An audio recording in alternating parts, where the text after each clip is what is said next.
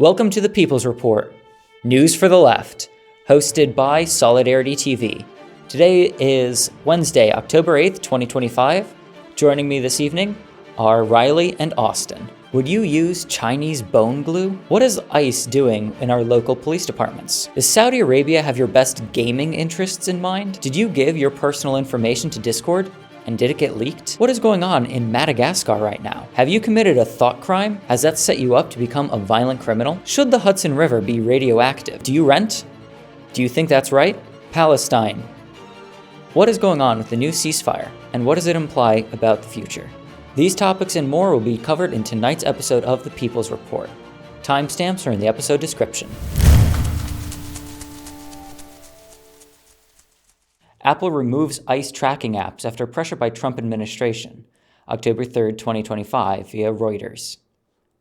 Apple said on Thursday that it had removed ICE Block and other similar ICE tracking apps from its App Store after it was contacted by President Donald Trump's administration in a rare instance of apps being taken down due to a U.S. federal government demand.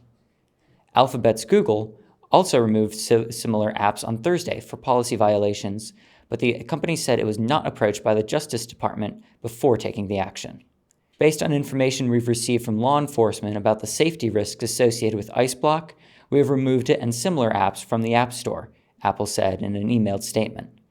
Fox Business first reported the app's removal by Apple on Thursday.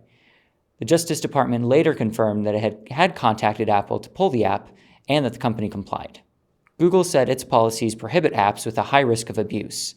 ICE Block was never available on Google's Play Store.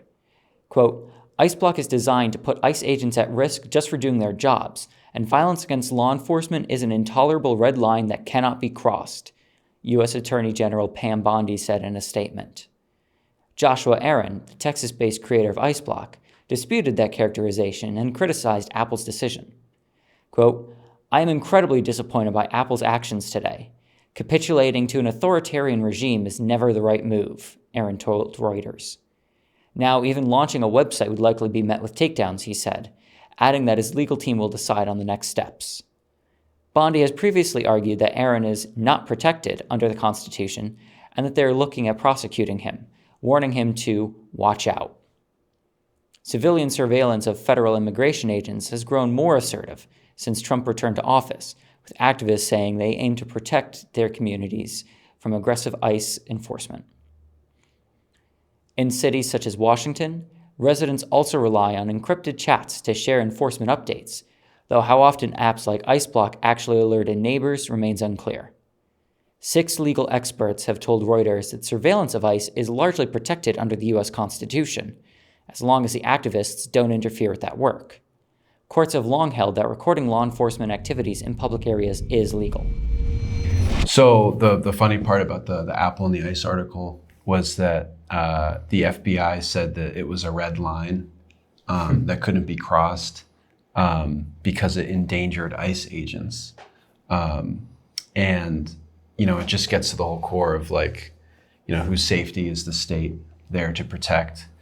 And this collaboration of the state with the tech sector is always an important story I think we should cover and we should look at and think very deeply upon. I always lean toward the perspective that seeming disagreements between individual large tech companies or the tech sector as a whole, seeming disagreements between them and the government are always more like a surface level thing. They might be tactical, but in the deepest sense, I think that they represent an overlapping shared class interests, and that they're just disagreeing over how to manage the system of control and the system of extraction and imperialism. But yeah, okay, so I guess that's a victory for ICE having this ICE tracker app removed from the Apple Store. Yeah, pretty ridiculous. I mean, like you said, it's a red line. Like the U.S. government gives a shit about red lines. Yeah, we don't like red lines. Yeah. Every line that can be crossed repeatedly gets crossed by ICE all the time. And they attacked an apartment complex in Chicago, playing out their military fantasies. They're just trying to snatch people off the streets, and I don't even mean that in the traditional way in which ICE has been used for the last 20 years. I mean, quite literally, as someone's walking down the street and then they just chase them. So, but ice is going to be in danger if people know where they are. So, Well, it's strange too with us looking at this mythical red line with an app when it's the U.S. government itself that is actually illegally engaged in illegal deportations. It is the U.S. government that started Alligator Alcatraz. It is the U.S. government that is complicit in more than just this genocide. Like where's the red line for the government? The red line always seems to be drawn around the people who don't get a voice for liberation or for any other thing other than going to work. So it's just remarkable that we're being told that this app is worse than what they are doing to the public. Yeah, and it gets to that kind of, I don't know, you might call it dialectic, like when it comes to the surveillance state and the repressive systems of the state. Extreme intrusion into our lives, total surveillance of our lives, total intrusion of our privacy. But the corporate system and the state has total, anti-transparency, total secrecy. You know what I mean? It's just like a total imbalance of power there, which is not really a very novel point, but it's an important point worth repeating. Yeah. And the fact that the tech companies get to determine what is or isn't a threat to ICE, or I guess more technically, because they receive notice from the government, that the government can just tell people, hey, your app, we don't like that, and then they just take it down. Yep. Well, I've also noticed too that, a lot of like non-violent, non-aggressive, even just people posting a colored fist emoji gets flagged as being offensive language. But these imperialists get to jump on all of these tech platforms like Meta or X or what have you, and say literal genocidal freaking rhetoric that is in violation of both national and international law.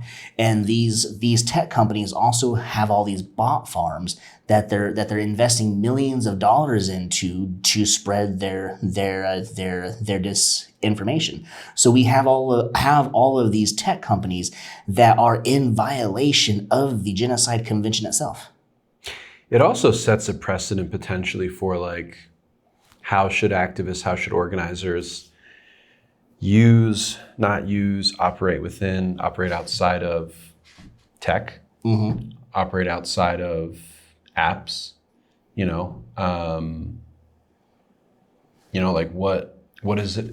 What does this pretend for activists potentially wanting to develop a new kind of app that might help people share information about law enforcement or share information about resources or community, activism and stuff. It might be something to reflect upon.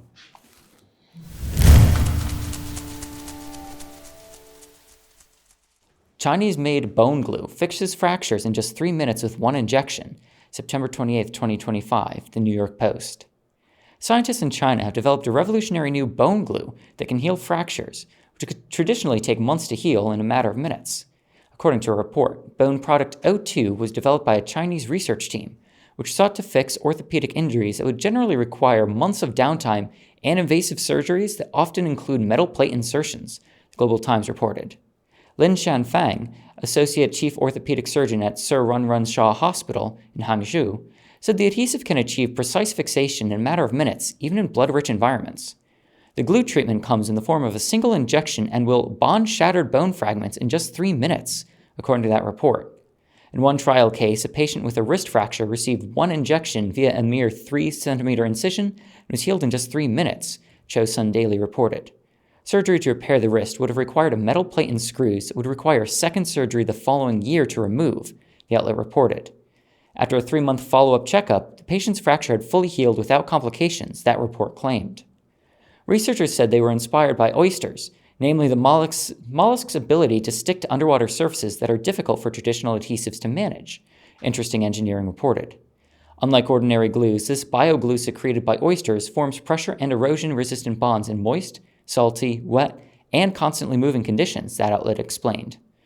The creators of Bone 2 further stated that the substance demonstrated a maximum bonding force of over 400 pounds. Bone O2 can also be naturally absorbed by the body as the bone heals, eliminating the need for a second surgery to remove implants, according to the substance's creators. Initial tests also indicate that using the bone glue produces fewer infections than metal plate procedures. I think when a lot of people hear the nation of China, their mind goes to many different things, but very seldom does it actually go to the advancements that China is doing. And their new bone injection is so revolutionary that it knocks months off of healing. 3 minutes injection, maybe a little bit of a splint and some physical therapy, and you're out the front door. I feel that this is a remarkable feat of socialist medicine. It's incredible, and certainly anyone who's broken a bone, or honestly, I hate to say it, but anyone who's had to miss work or been put onto disability for some time or faced immense financial hardship as a result of these injuries, this would be a godsend for them. I mean, I hate to be the guy who's like, well, hey, they get to go back to work sooner, like I'm some sort of coal baron. But, in this country, not working means you and your family starve or go homeless. So these kind of quick fixes that seem to be, at this stage, medically valuable and long-lasting are fantastic. Not to mention, just no one wants to be in bed with a broken leg for like 6 months or get an infection, even if you do have a really good doctor doing stuff. There are so many possibilities for collaboration and just learning that are obscured and potentially destroyed by imperialism, by our provocative war stance against China, is what internationally, geopolitically, but then just domestically, the level of misinformation and just straight up racism against China, just this word that represents this great unknown and this great villain. This is just one small example. There's so much that we could learn, that we could have access to, that is available, that trade wars and actual militaristic provocations that we are carrying out in the South China Seas and other things are preventing us from having an actual interchange of culture and interchange of science and education and medicine. And this is just a really good example. Yeah, one of the remarkable things that I have studied with the Chinese healthcare system, it doesn't matter what part of China you're in, whether you're in the deep, most rural part of China or in somewhere like Beijing or Chongqing. You have unlimited access to medical care. They have whole villages that are very, very primitive in nature, that have doctors that come and do X-rays, do traditional Chinese medicine.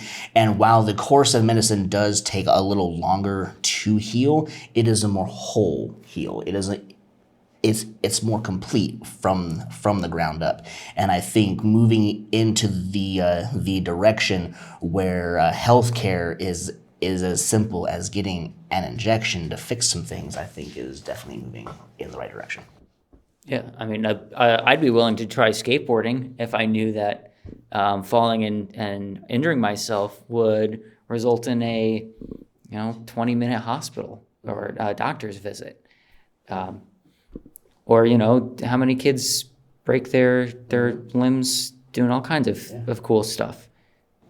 Now, one of the things too, you got to think about the people that get into car crashes and or break every single bone in their body because they fall from something. Fractured and destroyed bones can lacerate organs, vital arteries. So being able to get in there quick and set the bone and fill it with this paste or whatever it is, and then minutes, and you're almost as good as new. Could also be available in conflict zones, Very much so. When's the last time the United States has developed anything that revolutionary in medicine? I don't know, maybe recently and I just didn't notice. I can't think of a certain one. We seem to have billions invested into bone-shattering bombs, but nothing in terms of actually fixing people. And we keep cutting funding to these programs because if the way, let's say that this were something being developed in the United States, the way that the Trump administration and Doge would have looked at it, they would have seen on paper, we're giving $500,000 to this project to study mollusk glue. And they would have immediately canceled it and just tossed out the money. Canceled the program just like they have been and all these other things. And then they would have posted it online, deriding the study as some kind of foolish waste of money that only stupid people and nerds would like. And then this would never happen. We would never be able to develop this bone glue because we've determined that the people studying the source of it or the inspiration for it were wasting their time and wasting tax dollars. Of course, the U.S. government never wastes its tax dollars. No, never. So incredible what the Chinese system's been able to do, especially in direct contrast with ours. It's remarkable what you can change if you give a shit. Yeah. It really is.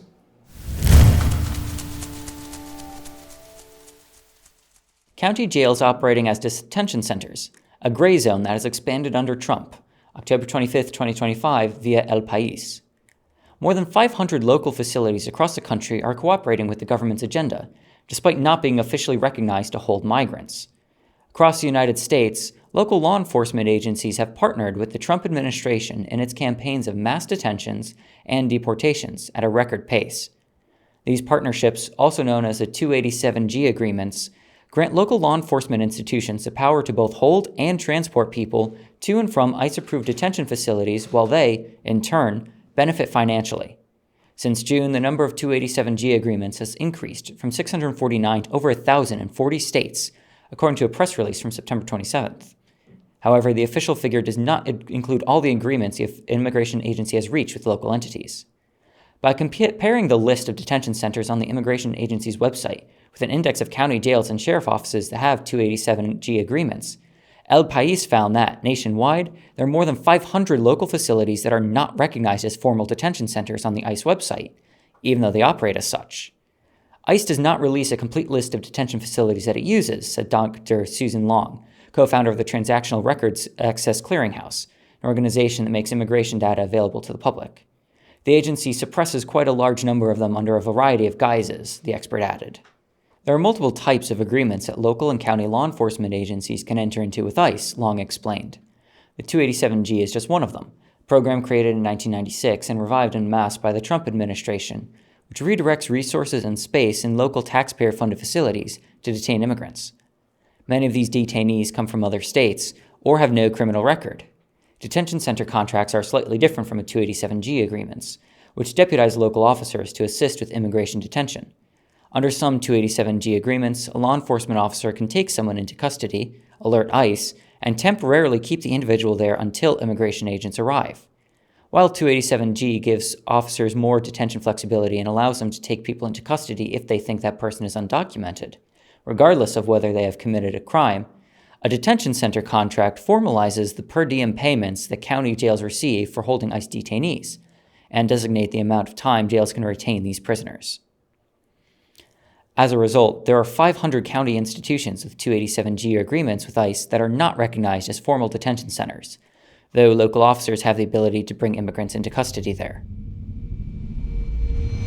I'm not really surprised that we're subcontracting local law enforcement for ICE and for detaining and holding of so-called illegal immigrants.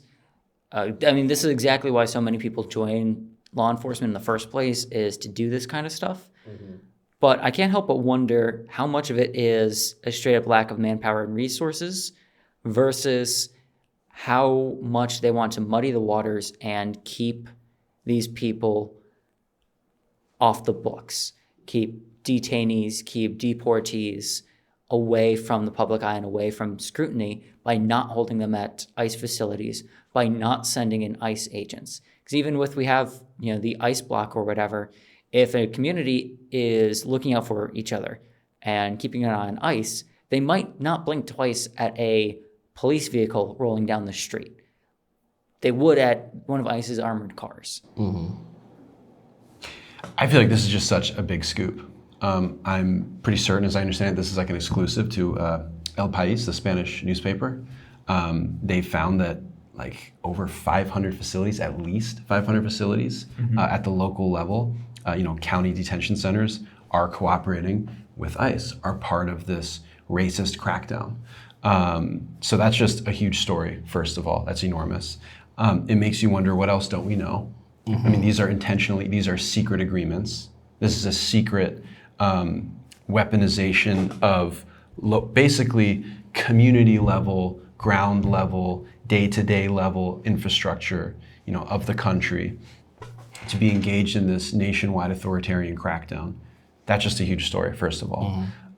Second of all, again, it raises the issue of what else on a local level is being mobilized and engaged in this apparatus.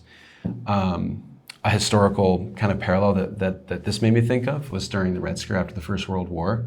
A lot of the worst syndicalist laws against Bolsheviks and Reds and all this stuff were operated largely at the local level. So the Red Scare kind of persisted throughout the 20s because of local legislation that operated throughout the country. I think that this understandably can feed into many communities' fears of the presence of ICE in their community. And we know that ICE has basically disguised himself in civilian clothing before. So yeah, I mean, this is fucked, basically. I would call it fucked. Yeah. Yeah, this is something that should be public domain. Whoever they arrest, there needs to be a database of searchable people.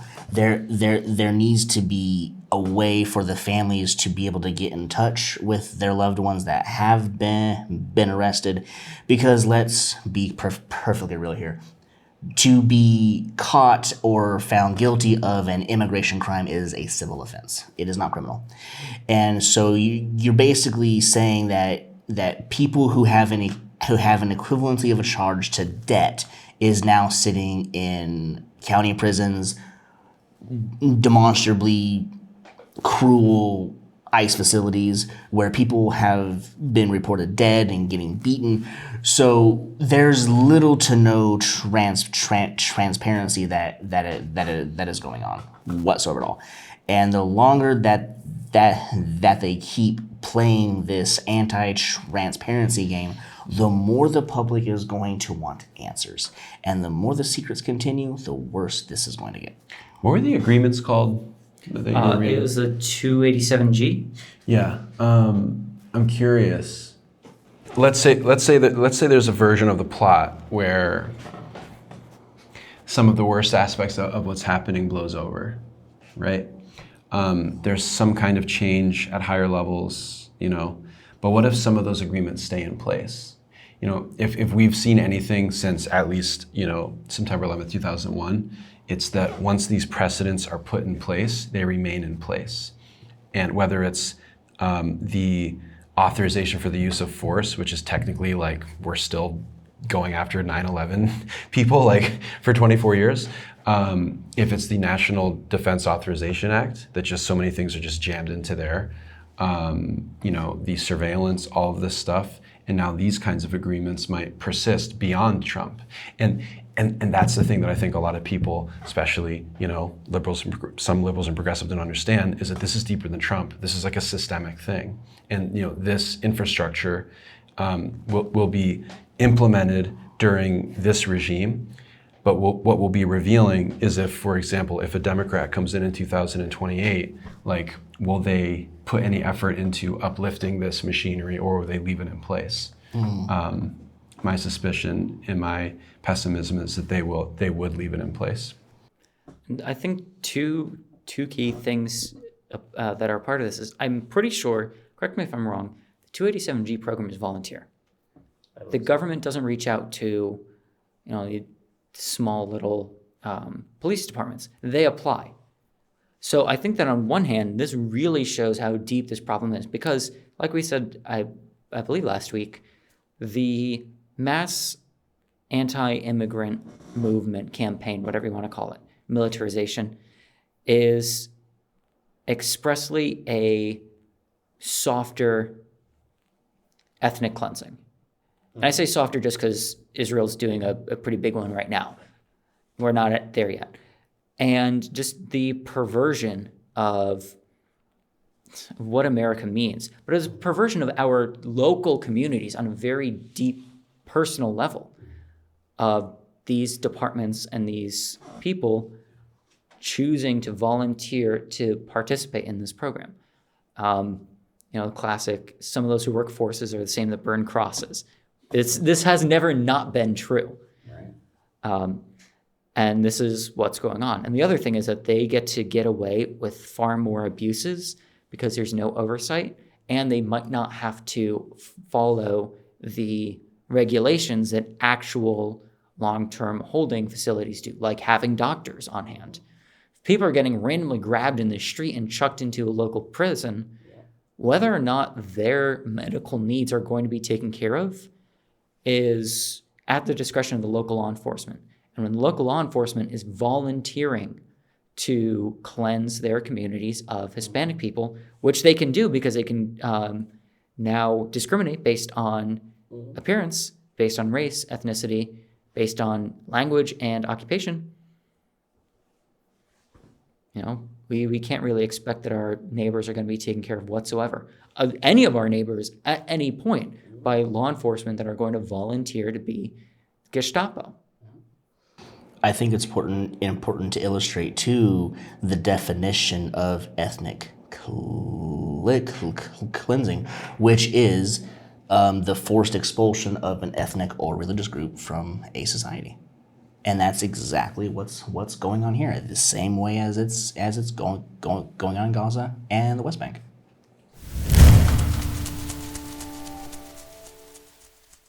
Update on a security incident involving third-party customer service. October 3rd, 2025, via Discord press release. What happened? An unauthorized party targeted our third-party customer support services to access user data, with a view to extort a financial ransom from Discord. What data was involved? The data that may have been impacted was related to our customer service system. This may include name, Discord username, email, and other contact details if provided to Discord customer support. Limited billing information, such as payment type, the last 4 digits of your credit card, and purchase history if associated with your account, IP addresses, messages with our customer service agents, limited corporate data, training materials, internal presentations.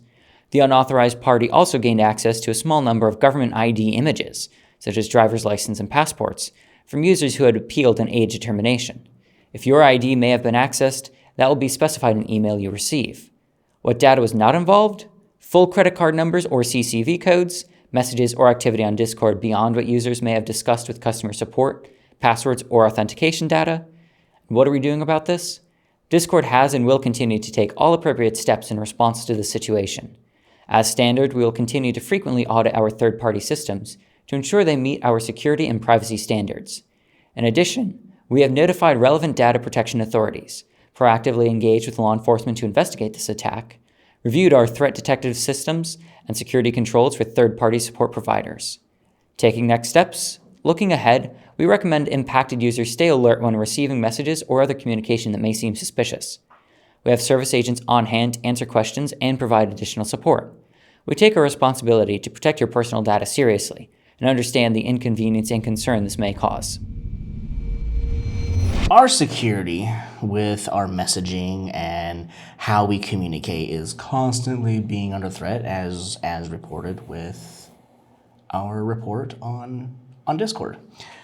Unfortunately, there is no platform that is safe, and Discord is extremely popular with the left. It is also extremely popular with the right. It is also extremely popular with people who do any kind of community building, any sort of political movement, any sort of religious movement. So there's a lot of benefit that Discord is bringing to people, and Discord again is being hacked. Now, to my understanding, like messages between individuals and stuff like that are not being shared. But as these hacks continue and they keep cracking farther and farther in, how much longer until basically all messaging apps are obsolete from their risk of being hacked? A lot of the data that's been leaked is personal information involving payment, which, first of all, why are you paying for Discord? It's a free service. It's a free service. You're paying for digital outfits and, knickknacks on your computer screen that most people don't ever see. I mean, yeah, you get to post a little GIF react instead of my non-GIF one. Like, whatever. I don't know. You should not be paying for Discord. And that's just, that's not a moral thing, just personal judgment. Like, come on, man. Pay for something better. I don't know. Send money to Gaza with the $10 a month or whatever. But also people's government IDs that they have uploaded for age verification. First of all, I will again say, why are you uploading your government ID to a private corporation? But that is not the point. The point is that for social media, a lot of these places have started to crack down on age verification stuff. So that way children are not exposed to adult content. Now, ostensibly, that would be, I have to assume, violence and swearing, largely sexual content, but really it is these companies covering their ass to avoid getting in trouble for distributing this content to people who are underage. And really, it shrinks the space that children used to have online to almost nothingness. And I don't trust any of these websites that are doing age verification via uploading your government ID, because then what's the point of having any online anonymity or having any online presence if it's directly connected to your government status? For me, it almost feels like we're developing this social credit score that our nation has accused China of having. If they can link everything to your ID card, what's to stop them from saying that, oh, you need to insert your ID card into the computer for us to know your age and who you are, for us to link your activity to you, and then we know everything you research, everything you look at, everything you watch, and it's literally your whole life. Yeah. The only thing that's stopping that is that tech companies don't want to pay for the little mag reader in the device. But, and yeah, that's exactly it. If your government identity is attached to an online persona, whether it be goofing around on World of Warcraft or RuneScape back in the day, or being on Discord now to play Call of Duty with your friends, frankly, that's not the government's business. And having to attach your identity to that just makes breaches like this, I feel, not even a risk from a political sense, just from a private sense. People's private lives are not public business. I also feel like it is a step towards identifying enemies of the state. And right now, those enemies of the state are, sure, socialists and communists, left-wing agitators in general, even progressives to an extent, but largely trans individuals whose names and online identity or online presentation may differ from their government documents and their in-person identity for whatever reason. They may not feel comfortable coming out. They may not be, it might not be safe for them, especially if it's young people. And it just creates the opportunity for that information and that private part of one's expression, especially if they want to keep it private, it allows it to get out. I also think it's discriminatory against poor people. I think so, yeah. Very much so. You can't play video games online without an ID card when video games are already too expensive, and it's hard to get an ID card, especially if you don't have your documents. If you're married and you can't get your name changed, you have to go through all those documents in order to get that. Now you can't be online. It's bullshit.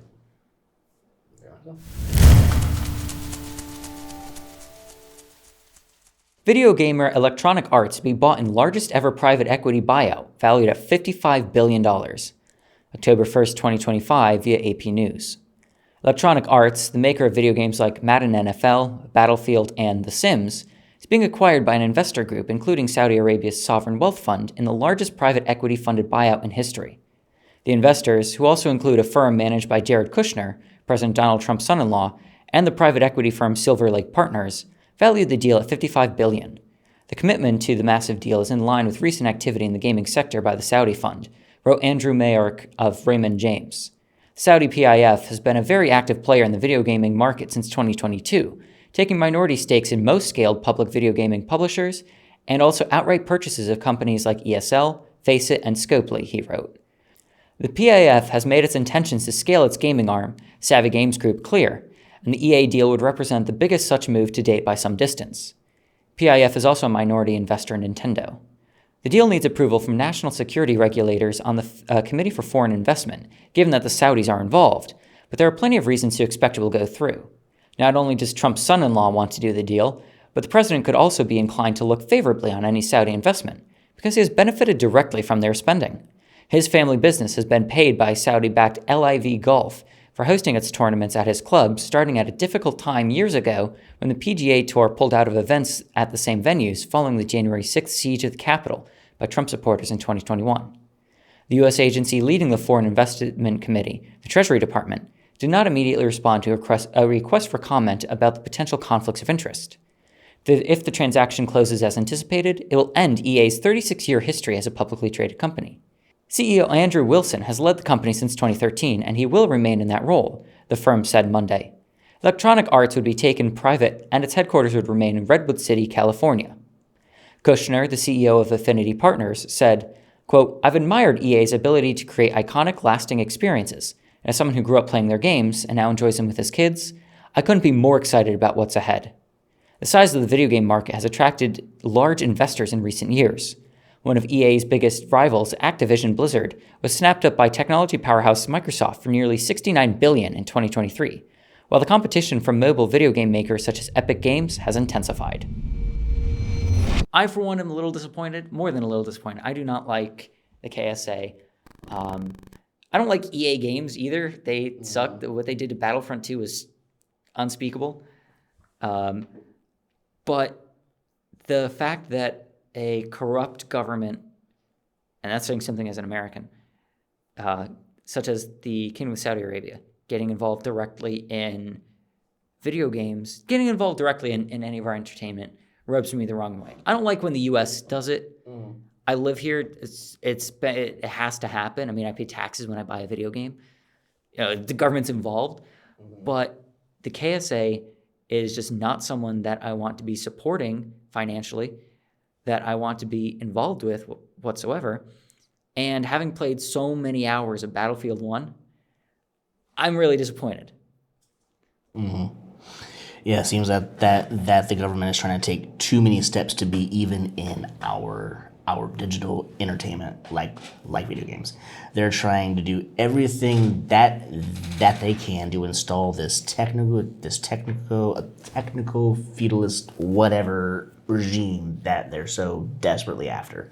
You can't even buy a game anymore online without the risk of losing your right to possess the copy for whatever TOS that they want to say. And I feel that video games should be apolitical. I don't think that there should be this political dynamic in these video games because of all the division that it is causing. And then we have governments like Saudi Arabia that is working with members of our government to purchase our entertainment. It feels like we're hearkening back to a day of Romanesque sort of livability, and I don't like that. I view it as an example of what's sometimes called nation branding, or sometimes cultural diplomacy. I believe Saudi Arabia just recently hosted or is about to host a giant comedy festival. It was like a week ago. A week ago it just happened. Huge comedy festival, like some of the biggest names in American stand-up comedy. I think there were obviously different opinions about that. But regardless, it seems as if, again, Saudi Arabia is trying to attract capital, trying to attract a certain kind of presence on the global stage. And, with your idea, with Yanis Varoufakis' idea of like techno-feudalism, we might be seeing like not totally rival, but like kind of rival, like clusters of tech companies and nation states kind of working together to establish like a ideological sphere of influence. We've seen a lot with Israel. Netanyahu recently had like a meeting with social media influencers, and that's something that's kind of ongoing. Obviously, the United States is probably the global capital of tech and that kind of data culture.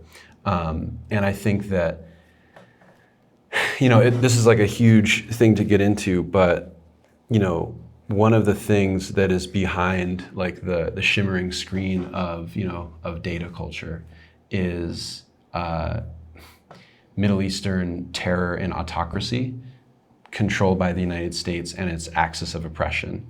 And I, again, view it as a form of nation branding and capital accumulation. Yeah, and the KSA does not necessarily have a great reputation in the Western world. It is nominally our ally.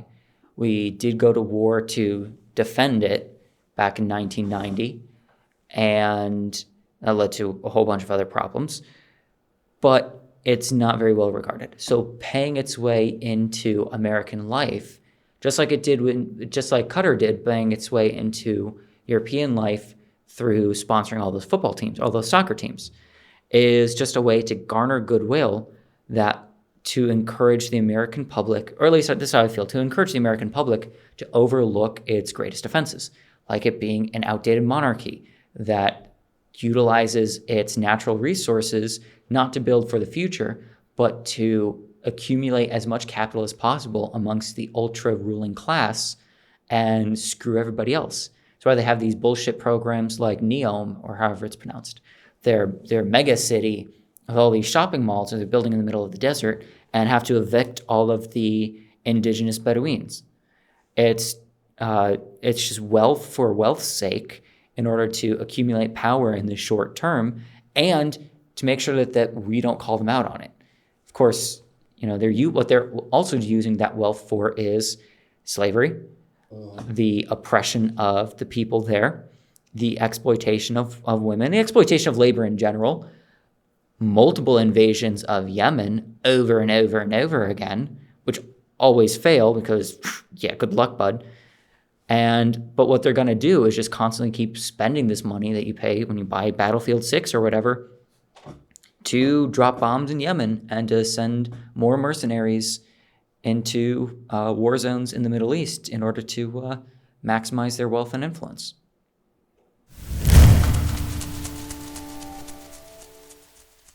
What to know about the Gen Z protests roiling countries across the globe. October 2nd, 2025, via Time.com. Young people are taking to the streets en masse in cities around the world in an effort to fight against perceived government corruption, staging contentious protests that have sparked violent clashes with authorities and, at times, turned deadly. Spanning countries in Africa, Asia, and South America in recent weeks, the so-called Gen Z protests have been motivated by a variety of grievances directed at government leadership. Here's how the recent youth-led protests have played out so far, and the impacts we are already seeing. Morocco. Anti-government protests fueled by anger over Morocco pouring money into preparations for the 2030 World Cup instead of public services have raged in the country for nearly a week. Police opened fires at protesters in L'Aquila, a town near the country's central coast, in what authorities later described as a legitimate self-defense to prevent protesters from storming a police building and seizing weapons.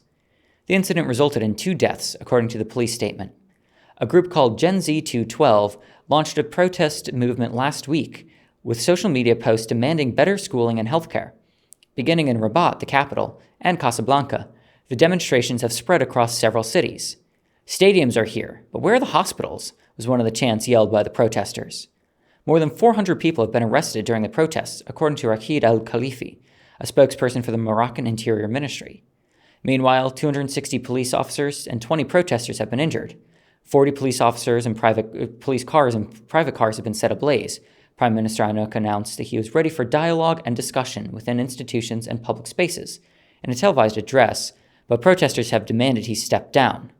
The protests come as more than a third of young people in Morocco under the age of 25 are unemployed, according to the country's statistics agency. Madagascar. Madagascar President Andry Rajoelina dissolved his government on Monday, following youth-led protests over water and power access that have resulted in 22 deaths and over 100 injuries, according to the United Nations.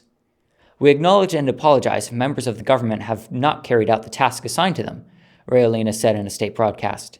I understand the anger, the sadness, and the difficulties caused by power cuts and water supply problems.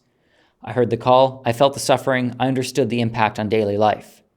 Demonstrators, however, have demanded Rajoelina's abdication and for the termination of the Election Commission and the country's top court. Organizers suspended protests in the capital, citing concerns over the health of demonstrators, while other parts of the country have carried on the anti-government movement. Hundreds marched in Toliara, south of the capital, calling for Rajoelina to step down, while in Diego Suarez, north of the capital, similar protests continued. The country's Ministry of Foreign Affairs has rejected the casualty numbers from the UN, claiming the figures were based on rumors and misinformation. Urban poverty is a key issue in Madagascar, with a reported 75% of the country's residents affected by poverty as of 2022. Peru. Protesters clashed with police in Lima, the Peruvian capital, over the weekend as young demonstrators, joined by bus and taxi drivers, marched over growing economic insecurity. The protest began on September 20th, following the passage of a reform measure that will require young people to pay into a private pension fund. Taxi and bus drivers, meanwhile, say gangs are extorting them for money and that the government is not doing enough to intervene. Accusations of corruption, economic insecurity, and crime have also contributed to fierce government opposition and mass demonstrations. Some placards held by protesters read, We demand a life without fear." Many Peruvians have called for President Dina Boluarte, whose approval ratings have been in the single digits for months, to leave office. Boluarte faced fierce opposition in 2022, shortly after assuming the presidency, when 10 people were reportedly killed during anti-government protests after former President Pedro Castillo was impeached for rebellion, following his attempt to oust Congress and rule by decree. Boluarte, vice president at the time, was quickly sworn in, while dozens died in protests that followed in southern Peru. A report from the Institute of Peruvian Studies over the summer showed Boluarte's approval rating was at 2.5% and Congress at 3%. Nepal. After youth-led protests against corruption and a ban on major social media platforms toppled Nepal's government in early September, the leader of the demonstrations announced last week that he will run in the country's March general election. In an interview with Al Jazeera, Sudan Gurung said he will create a, quote, movement for change and build a people's government rather than a traditional political party. Nepal's Prime Minister, Sharma Oli, resigned from his position after the anti-government protests erupted across the country, leaving at least 72 people dead and hundreds wounded, most of them in the capital, Kathmandu. The protests were ignited after a social media ban blocked 26 platforms for users in Nepal. In the following days, thousands of demonstrators took to the streets, and the parliament building on Kathmandu was set on fire, along with the homes of high-ranking politicians. So young people are, getting busy throughout the world, which is always good. I thought that lead off was done very well. And, I think that there's a lot of inspiring developments with that. And I think it goes to show how many of the struggles that we see internationally are interlinked, and how, on the one hand, we should respect the nuances of each place. And I think that it would be, I shouldn't come at what's happening in Madagascar, for example, with my own preferences for my politics, the way that I want it, blah, blah, blah, all this stuff, idealize what like a revolutionary should be in Madagascar, whatever. That being said, there are so many identical, universal forms of injustice that's what's so cool, man. So for example, in science, multiple scientists cannot talk to each other, and they can just be over here and they can find the same results. Mm-hmm. It's not made up. It just is in nature. It just is true, right? And I think that multiple revolutionaries can just be over here doing their stuff, and then they're like, hey, this is really messed up. Hey, this is really messed up. And they identify the same systems and of oppression, the same hierarchies, and they use some of the same techniques of organization to get together and to challenge the system. And of course, today with the way that communication is interlinked, they are communicating with one another, and they are seeing themselves as part of a global movement. I think that's something that we in the United States need to learn from. We need to like emulate that and embody that and reproduce that, because that's really, really inspiring. Yeah. And I think it's good also that we get to focus on some of these countries that are often overlooked. Like, when's the last time you thought about the political situation in Madagascar? I don't know if I ever did. Outside of mentions of it in Frantz Fanon's Wretched of the Earth. He talks a bit about the colonial situation in Madagascar, which that's about the extent of it that I know. So I have no idea what's happened there after 1958. So bringing this to our attention, particularly as Westerners, is really good because it allows us to start asking questions like, what is going on in Madagascar? What is this situation? And then we can go or we should go and find those answers and bring them to the table. Madagascar, Nepal. I mean, Nepal is almost never discussed in in Asian international relations, despite the fact that it borders both India and China. Mm-hmm. And Peru comes up a little bit more, I think, in American circles, probably due to proximity. And Morocco is pretty much also forgotten about and then just collected in the assorted things of what Americans think the Middle East is. Yeah. Yeah, it's like the youth of our world have woken up, they're angry, and they're ready for revolution. They're not playing around. We have numerous revolutions that have broken out across the global south, and they have done very well in taking their rights for themselves. And this isn't just limited to Asian countries. We just recently saw where Italy threw down in general strike and protest in support of the Palestinian people. These flotillas are going to lead to a lot more revolutionary moments. The people have seen what people power is all about. These flotillas showed the world that people power is here to change the game, and that these governments of ours, they've been complicit in genocide since the indigenous, going into the Holocaust and coming into now. It's the same old story, and the youth have risen, and they're going to continue to rise as they are in this country and around the world. Yeah. I admit some trepidation about this moment, though, because we had a very similar one in 2010, 2011 with the Arab Spring. Mm-hmm. And that was almost immediately seized upon by the US and NATO and allies to destroy rival countries and rival powers.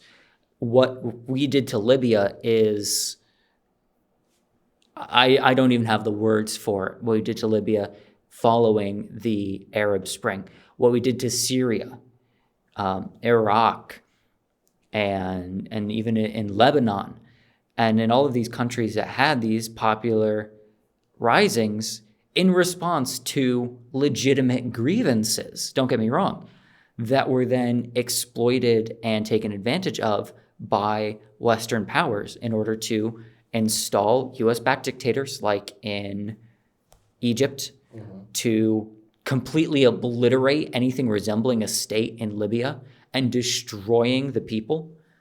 The continued stresses in Lebanon, the establishment of ISIS and a 13-year civil war in Syria that ultimately ended with Donald Trump shaking the leader of ISIS's hand, recognizing him as the leader of Syria after, 13, 15 years of war. Mm-hmm. And so, what next? I think the good part of this is that the United States especially under Trump, is no longer interested in subtlety. We're no longer interested in influencing except at the barrel of a gun. But there might be more cool heads involved that we don't get to see a lot. Proposed Ohio amendments would protect LGBTQ rights amid legislative push, October 3rd, 2025, via Cleveland.com. A slate of bills in the GOP-led Ohio legislature shows why getting 2 amendments enshrining equal rights protections on the ballot is so important, said Lise Regula, a co-chair of Ohio Equal Rights. Among the bills that could be taken up this fall are several that would regulate conduct and lifestyle of LGBTQ adults, particularly those who are transgender, as well as more bills to govern trans children. The fight for legal equality through combating bad bills and the fight for legal equality by ensuring our rights are recognized in our state constitution and more accessible to individuals of all means are both incredibly important, Regula said. The bad legislative bills that are continuing to pull the pressure on the LGBTQ community, they simply show even more reason why we need to have these protections at the state level, where we have better control over how our policy in Ohio gets played out. The group is gathering signatures in a bid to put 2 amendments on the ballot in 2026. One would add new equal rights protections to the Ohio Constitution, covering a wide range of protected classes including race, religion, sexual orientation, gender identity or expression, and more. The other would extend those equal rights protections to marriage, removing existing language from a currently unenforceable same-sex marriage ban. The decision by the Ohio Ballot Board in July to split the original proposal into 2 separate questions necessitates gathering signatures for both questions. To place both constitutional amendments on the November 2026 ballot, Ohio Equal Rights must collect signatures from registered Ohio voters equal to at least 10% of the total votes cast in the most recent gubernatorial election, a massive organizational effort requiring over 400,000 valid signatures for each amendment. Last legislative session, Ohio lawmakers passed several GOP-backed bills that predominantly targeted transgender youth, including banning gender-affirming care for minors, restricting transgender women and girls' participation on sports teams, and restricting transgender individuals' use of restrooms, locker rooms, changing rooms, and shower rooms in Ohio schools. This session, there are other bills in the hopper that would continue to regulate the lives of transgender children, including a bill that would require parents to give permission before schools use a student's chosen name or pronouns, and another that removed the ability for Ohio children aged 14 years or older to receive mental health treatment in certain circumstances without parental consent. While not specific to LGBTQ youth, advocates warn that the legislation could have far-reaching consequences for vulnerable minors. Great news coming out of Ohio, of all places. Birthplace of J.D. Vance, if I'm not mistaken. And this spits right in his face in his ideas of gender rules and regulations, if you will. The people of Ohio rallying to try to pass protections for LGBTQ individuals, members of our community, our neighbors. And yeah, it looks like it's going to be a hard-fought battle. I mean, you need a total of 800,000 signatures, but I have to assume that anyone who's going to sign for one is going to sign for the other. It's really only 400,000 people. That's a decent-sized city. I don't know what the population of like Columbus is, but yeah, it's nice to see that people are actually finally starting to step up and protect our rights. For the last couple years, really, we've just slowly been seeing our rights slowly evaporate. More and more policy being passed against transgender people, against the LGBT. We saw the taking away of affirmative action, the whole 9 yards. Everything that they can possibly do to cause us harm, and for what? We're human fucking beings. There's why. Okay, so you don't believe a trans person is a real this or a real that, but we're still a real fucking person. So it's really cathartic to see that Ohio is stepping up and taking care of business. yeah, they have a reputation to protect. Ohio's been slandered from anything from the kids making jokes to its basic perpetual redness for the last couple elections. And I'm glad to see that the people are doing something about it. And like you said, yeah, the attacks on trans people are ridiculous. Of course, I don't have to tell you this. It's also that way the government can look like it's doing something without doing anything to actually address the material conditions of the people. People are hungry. The people are broke. People don't have jobs. People don't have health care. But they're like, hey, I'm just like the people in Morocco and Madagascar are like, hey, what the hell is going on? And if the government can say, oh, don't worry, we're taking care of things by just beating up on the most defenseless people in the country, they're going to look like they're doing something. And then, after all the trans people are gone, after all the Hispanic people are gone, after all the black people are gone, after all the non-Christians are gone, we're not going to have food. We're not going to have healthcare. And so it's smoke and mirrors, but it's violent smoke and mirrors. So I'm glad that people are shattering the mirrors and fanning away the smoke. One of the most profound things that I read in my recent past was from a spiritual book. Actually, it had to do with kind of spiritual practices and meditation and stuff. And it said something like a weak foundation that crumbles easily isn't worth defending, something like that, or ideas built up that crumble easily when they're challenged are not ideas worth protecting. And the whole fragility of heteronormativity and the fragility of binary logic when it comes to ironclad conceptions of male and female in a society. It's just so funny because the pretense is tough, you know what I mean? It's toughness, male toughness, and yet some of these guys are just so sensitive when it comes to the existence of people outside of their worldview. But it does get to how ideologically insane we are beneath the surface when it comes to gender and sexuality, and how dependent we are upon gendered ideas for our everyday interactions, just relationships, the way that a morning meeting at work can go, or a conversation. There's little subtle micro relationships that are gendered.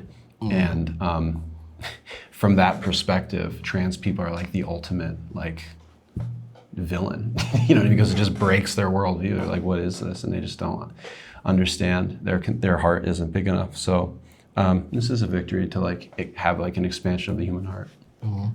It's also important to add too, the conservative crowd seems to have this very glossy-eyed understanding of, trans health or LGBT issues and whatnot, and they always classify us as weak, but also super soldiers. Right. We're so dainty and we can't do anything, but oh my God, if we play in women's sports, we're going to take everything, which is not happening. I think it's important to remember that the more this government decides to clamp down on the people, the Stonewall riot is gonna get a version 2.0. Good. The more that they keep pushing the people and backing the people into a wall because we want to live our lives in a way that is good for us. It doesn't have to be good for you. It's just good for us. What we do, how we live, we ain't harming anybody. We're not offending anybody. And if our presence offends you, I would like to reenact a political clip of a Japanese congressperson saying, "Hey, fuck you. I'm not playing around with it." So it is good that Ohio is stepping up because maybe others will follow. So that way we can get back to a sense of normalcy. And pardon the cussing. The trans people in sports debate pisses me off to no end. I don't know if you guys did. I played sports in high school. And I was involved in athletics in college. I did tennis. It was one of the ones that I was involved in. And tennis is sex segregated with men and women's tennis for mostly bullshit reasons. But when I was in high school, the girls' tennis team had this girl on it, who was probably 5 feet tall, maybe 90 pounds if you put her in a snowsuit and dunked her in the lake. Mm-hmm. And she would kick my ass every single time we played. And I wasn't bad. I was good at tennis. I was on the starting lineup 3 years in a row. She'd kick my ass every single time. There is no amount of testosterone or estrogen or anything else either of us could have taken that would have changed that outcome. I go onto the court, she kicks my ass. So the idea that, trans people are either cheating at sports or they have an unnatural advantage. This isn't true. If this girl could beat me every single time, whether or not I was or was not a man was not going to change that. Whether or not she was or was not a man was not going to change that. She was better, and by a lot. Well, see, and here's the thing, too, about taking estrogen. It decreases your muscle mass. It decreases your endurance. it decreases all of these paladin-like stats that guys are typically used to having. So once that estrogen starts getting into your systems, it changes everything. And there's literally no way that people who have a decreasing muscle mass is doing better than somebody that has a six-pack abs, biceps for days, and are dominating in their category. So sports is supposed to be the end-all, be-all of merit-based anything. And they still cannot let merit be merit. Why not let trans people compete and show our merit, show that we can play, and just shut the fuck up and let us be? Yeah.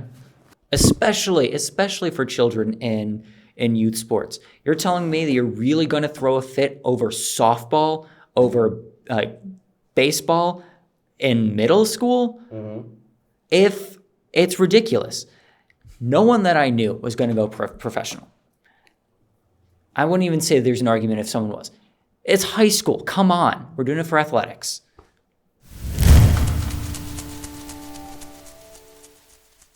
Trump classifies anti-capitalism as a political pre-crime, early October 2025 via Jacobin.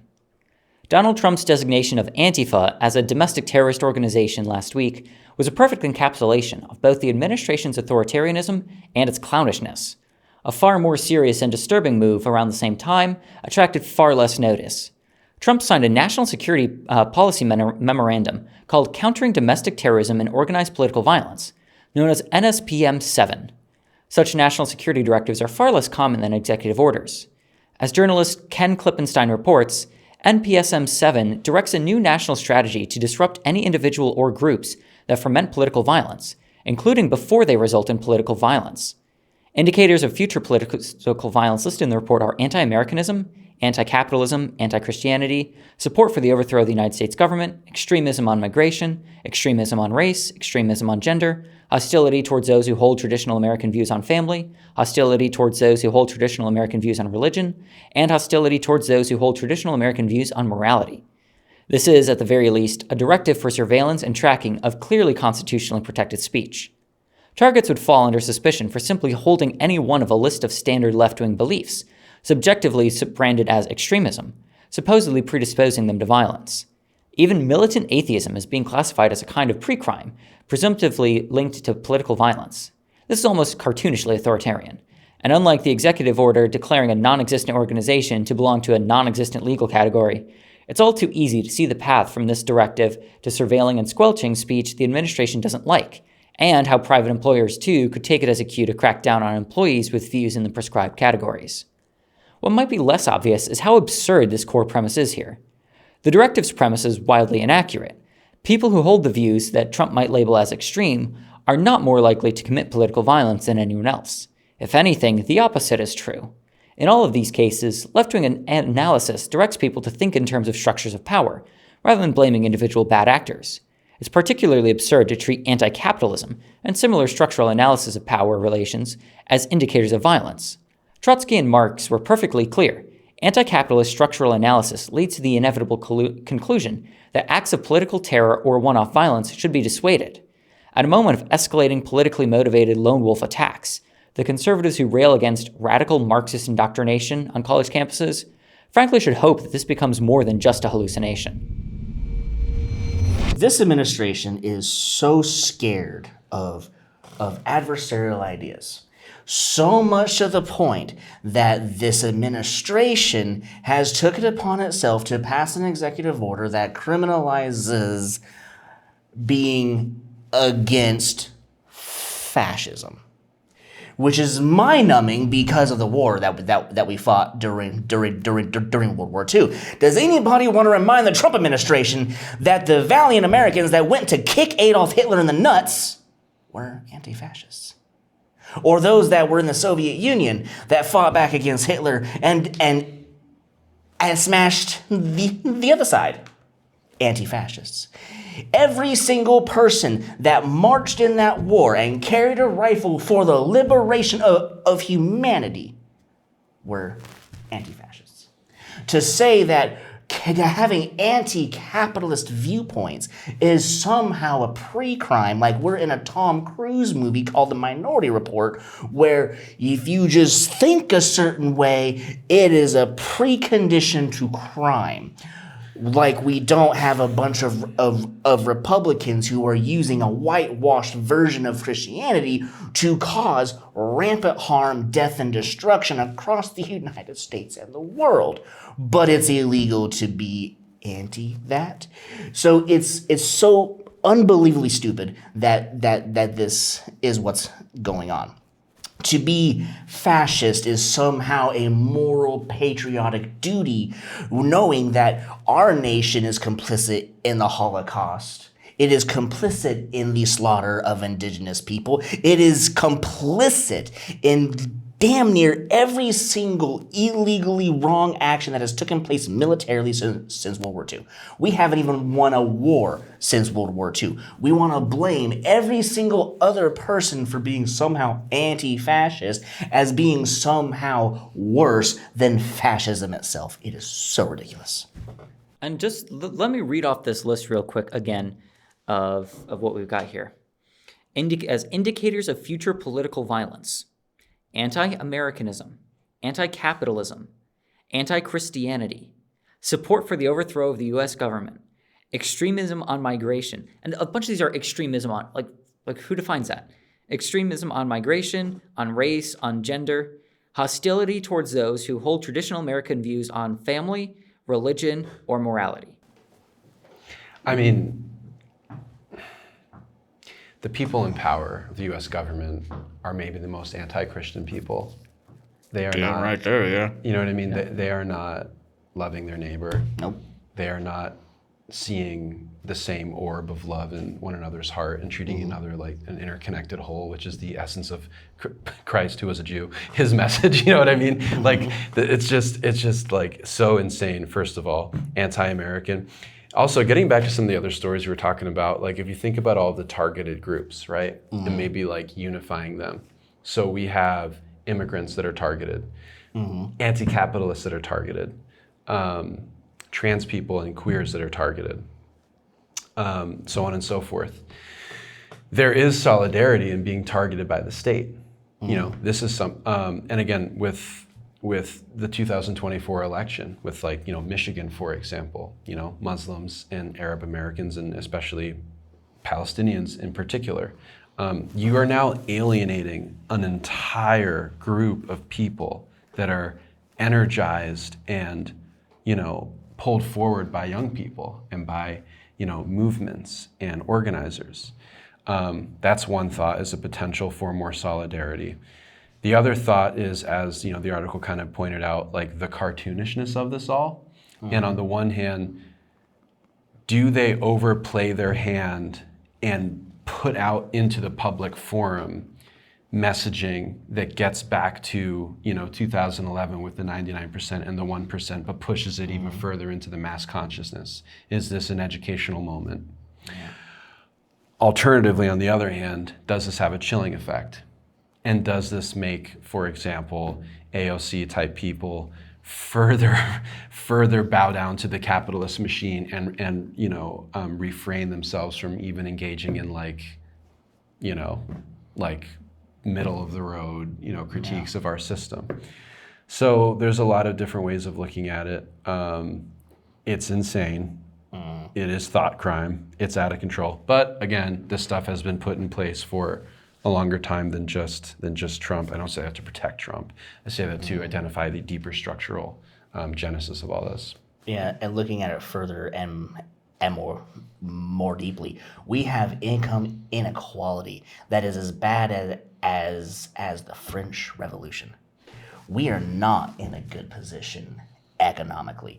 So to even think that if you can't pay your rent, or you are struggling to afford your groceries, or if you can't afford your premium for your health insurance, or you get denied the health care you need to survive, and you criticize this, you're committing a crime? That is so unbelievably psychotic. to say that if you suffer in the system we impose on you, that to extract everything from you and you complain about it, you're committing a crime. Well, it's not so much that you're committing a crime, but that this means that you are on a path towards violence. You are predisposed. Having these beliefs predisposes you to a violent action. Which is mind-numbing, because I see a lot of Christian nationalists that have the same mentality, that are saying death, death, death, death, death to every single thing that I don't like, because of what their religion that they are whitewashing to create is telling them. When every other person who practices Christianity knows that Jesus Christ was a Palestinian and loved everybody. But of course, they don't want to acknowledge that, because they want to be the Roman Empire in the story of Christianity. Literally the opposite. Not the fucking disciples that changed the world. They are the Pharisees and they are Pontius Pilate. Real quick, it's also such a tacit admission of the problem. It's like, okay, look at the context, like you were saying with the inequality and the problems, and it's like, you can't talk about the problem. That's like, oh my God, I can't think of an analogy, but imagine like going to the doctor with like a gunshot wound and it's like, hey, what's the problem? But you can't use the word blood. Like, you can't, you know what I mean? It's like, you can't describe the nature of the wound. So that's just crazy. One last thing I'll point out about this also is that I halfway agree with this. People who have expressed extremism on migration, people who have expressed extremist views about race or gender, that does sound pretty. Yeah, it does sound like an ideology predisposed to violence. Mm-hmm. But what I consider to be extremism on race is the Ku Klux Klan, the Proud Boys, ICE, not, I don't know, people who think black people should have rights. But aren't Democrats also a capitalist party? Yeah. So for the Republicans to oppose another capitalist party, they are in fact anti-capitalist. So we can make these fucking connections all day. And at the end of the day, we can easily look at this criminalizing of Antifa thing and spit on it in disrespect. Yeah. Kash Patel fires FBI agent trainee for displaying gay pride flag, October 2nd via MSNBC. FBI Director Kash Patel on Wednesday fired an agent in training for displaying a gay pride flag on his desk while appointed to a field office in California last year, according to 3 people familiar with the matter. The trainee, who previously worked as an FBI support specialist in Los Angeles, received a letter dated October 1st and signed by Patel, claiming he had displayed an improper political message in the workplace during his assignment in California under President Joe Biden, according to a copy of the letter shared with MSNBC. The letter cited President Donald Trump's Article 2 powers under the Constitution to dismiss federal agency career personnel, a justification used in several recent firings at the Department of Justice and FBI. The terminations are currently being challenged in several lawsuits. Quote, "After reviewing the facts and circumstances and considering your probationary status, I have determined that you exercise poor judgment with an inappropriate display of political signage in your work area during your previous assignment in the Los Angeles field office," Patel wrote, without referencing the flag. The FBI did not immediately respond to a request for comment about the story. MSNBC was unable to reach the fired trainee for comment and therefore is not identifying him. The termination over the pride flag was first reported by CNN. The agent trainee, who had most recently been assigned to the FBI Academy in Quantico, won an Attorney General's Award in 2022 in recognition of his work, according to a Justice Department news release. News of the trainee's firing spurred some agents in the FBI's Washington field office to scour their workstations and social media accounts for signs or comments, anything that could be viewed as offensive to Trump, his top appointees, and MAGA supporters, according to one person familiar with the reaction within the government. FBI agents and Justice Department prosecutors warned one another ahead of Trump's inauguration to be careful about displaying information revealing their sexual orientation or support for LGBTQ rights. After the inauguration, FBI agents warned colleagues that they had heard new pro-Trump appointees installed at the FBI were combing through internal employee files to find lists that identified employees as LGBTQ. DOJ Pride, a resource group at the Department of Justice, shut down in late January, less than 10 days after Trump signed an executive order seeking to root out all diversity, equity, and inclusion measures from the federal government. The group ceased to operate effective immediately, DOJ Pride's board wrote in an email sent to members at the time. I'm no fan of the FBI, not the least of which because as the federal police force, they are involved in all the exact same bullshit that our local police departments do, but on a greater level, arguably with perhaps less scrutiny. Not to mention they were the spearhead of a lot of internal anti-socialist, anti-left, anti-communist violence in the United States. They helped kill Fred Hampton. That's just off the top of my head, one of a million, which I don't have time to get into. I also don't think people should be fired for being gay. No. Or for supporting gay rights. Arguably, if you don't, I see that as more of a cause to get fired, but I don't think people should be fired willy-nilly in a country where being fired means you can't eat anymore. Mm-hmm. Yeah, if somebody is going to get fired from a job, it might as well be for something like, taking somebody's human rights by chance, right, Kash Patel? But, if we're going to look at this from the bigger perspective, and I'm not in any way defending the fucking federal pigs, not by a fucking long shot, because of because of their hands with the IDF and ICE. And for those that are following at home, ICE and IDF are only different by two numerical spaces. So we're looking at this gender violence thing, this ideological predisposition for violence, and we're seeing Kash Patel literally do exactly what this Minority Report-esque thing that they're trying to do is trying to prevent. So we are being led with the utmost double standard. What they say they're doing and what they're actually doing, completely opposite. Yeah, it's like an ideological purification of the system. It's happened in the early Cold War with loyalty tests and anti-communist purges. I mean, not good.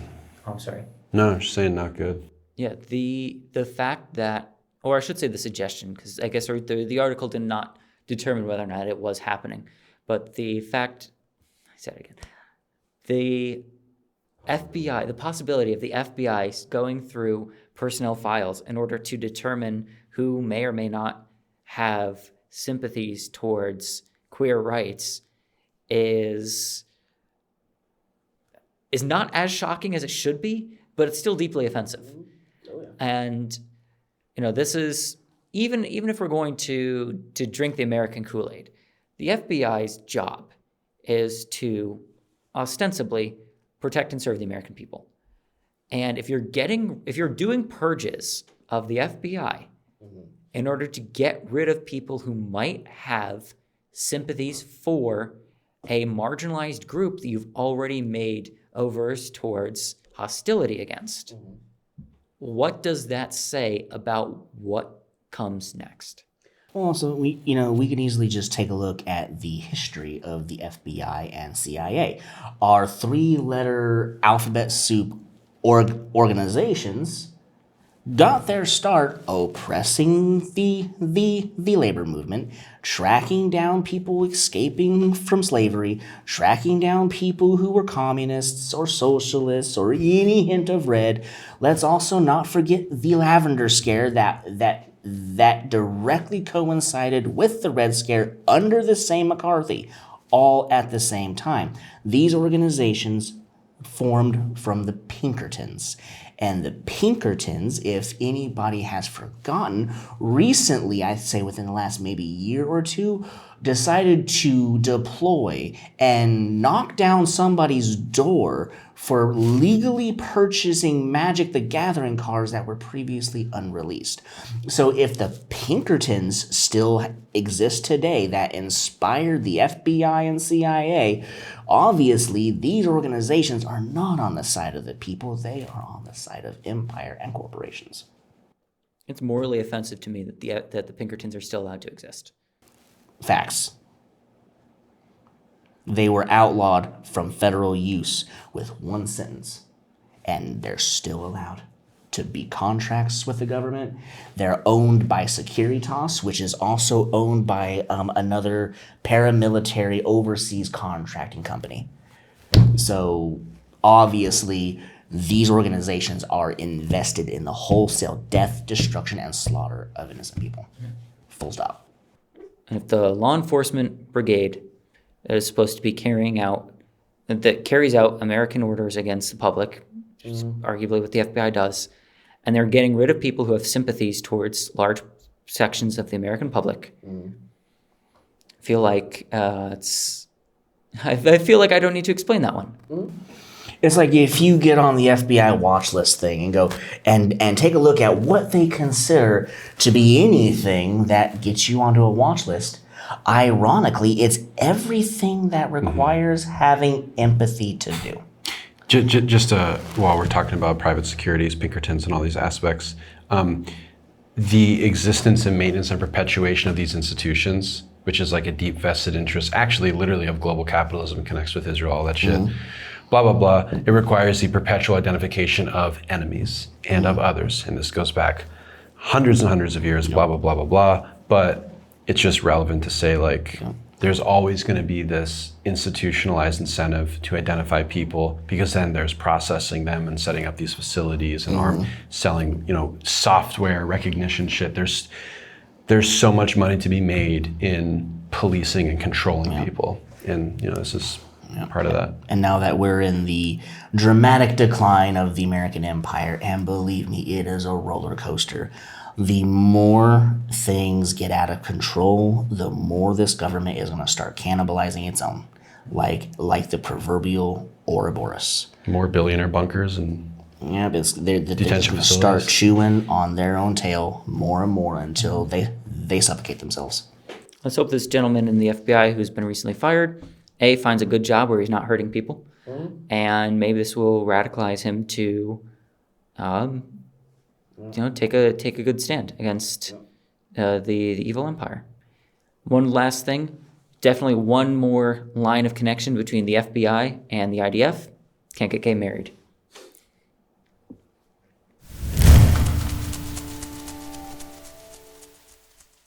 $45,000 gallons of radioactive water to be dumped into Hudson River from Indian Point nuclear plant, October 2nd, 2025, via New York Post.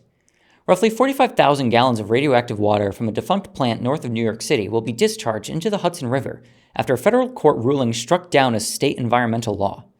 U.S. District Judge Kenneth Karras sided with company Holtec International over New York State in a ruling issued last week that reversed the 2023 Save the Hudson law, which sought to prevent the company from muddying the Hudson's waters.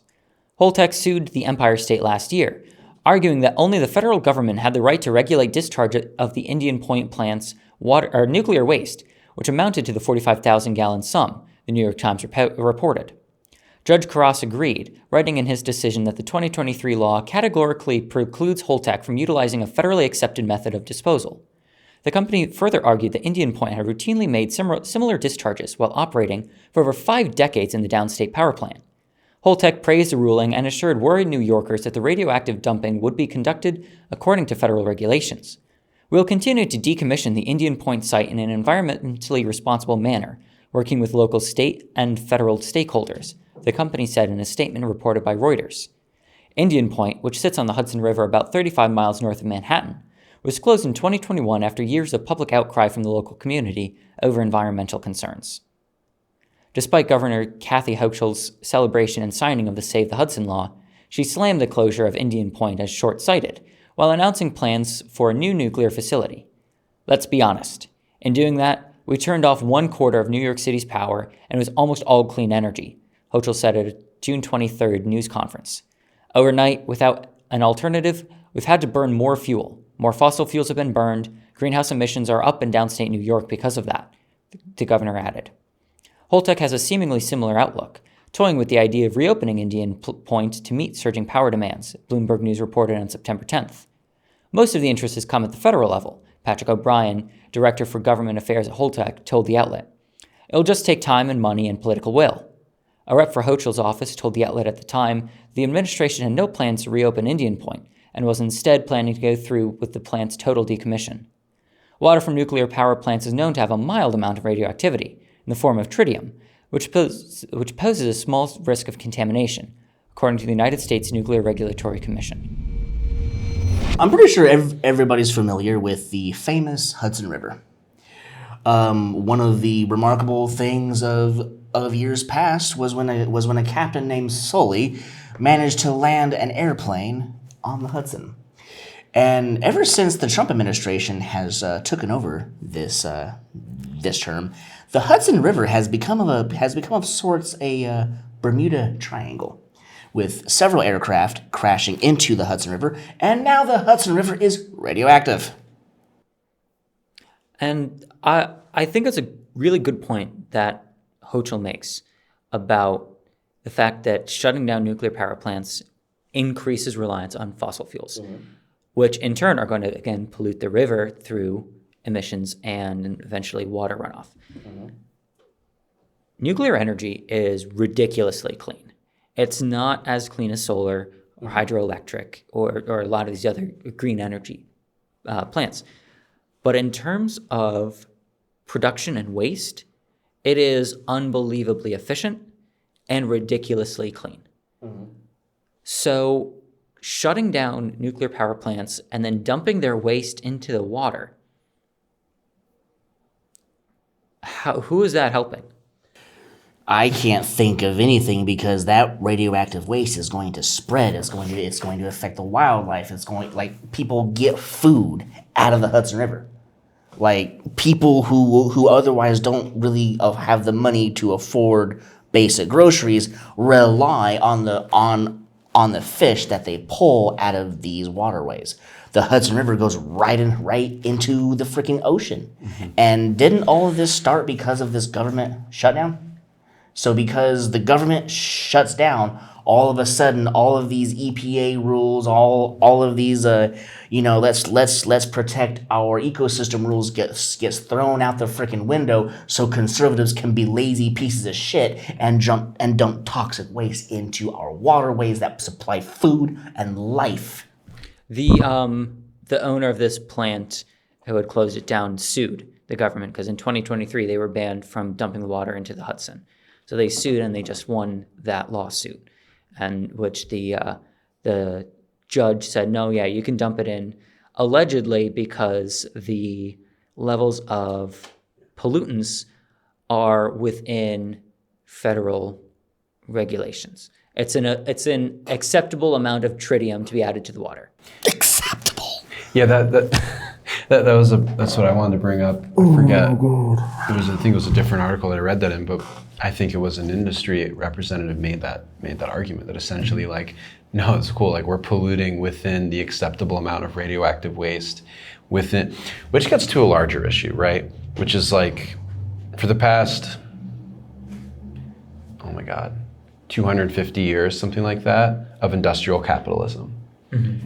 There's just this, at times explicit, but I think largely unconscious, sublimated, suppressed kind of like anti-social contract, basically, like anti-earth contract that's just like, yeah, you gotta crack some eggs to make an omelet. Like, you have to destroy Earth to energize it or something like that. That's kind of like the logic of the system that we have from an ecological perspective. And sometimes it takes absurd instances like this to string all these kinds of instances together to be like, what really is acceptable? Like, what really is, like, isn't that insane? Like an acceptable amount of an acceptable amount of pollution within, like, to set up state, corporate, industry agencies that kind of manage the desecration of the earth. You know what I mean? It's like your job to oversee, like, guys, let's have a nice, responsible rape of the earth, rather than like, let's actually have truly integrated forms of like human nature cooperation. Well, it all goes back to the colonialization and the colonization of North America, in which the land gets transferred from relationship use into ownership and production use. And the colonists treated the land as conquest. It was something to pull from. And largely, this was because they were pulling from and shipping back, and then eventually just pulling from in order to produce. And I don't mean it that way in which it's good, but in the sense that this is what they were doing with it. And we still have this very colonialist mindset of our relationship to the land, this extractive and this imperialist relationship with it, in which it is a prize of conquest to be spent and not something to have a relationship with. And we can put this in contrast to, again, Yemen, in which the indigenous population overwhelmingly uses, or at least in Sanaa, overwhelmingly uses clean energy because it's self-sufficient, but it also isn't desecratory. The destruction of the olive trees in Palestine by the Israelis, which has led to so many wildfires by the non-native plants that replace them. It is because these people see the land as a commodity that they won and took through violence. And the Hudson River is no different. We took the Hudson River through violence, and it is our possession to use and to extract and to exploit until it's gone, and then we'll just go get another one. Yeah, it really seems like this administration is just trying to set everything up to catastrophically fail when another party takes the Oval Office. So that way they can say, oh, look, they screwed it all up. But I mean, at the end of the day, all we got to do is honestly look towards China. They just developed a nuclear option that generated enough energy that mimicked the surface of the sun for 9 minutes. And yet, our country thinks it's a good idea to make our country great by churning the Hudson River into Chernobyl. It does not make sense. Our countries are not the same, and we see what real leadership looks like, and it's not in our Oval Office.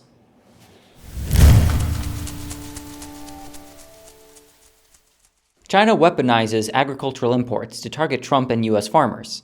September 29, 2025, via Politico.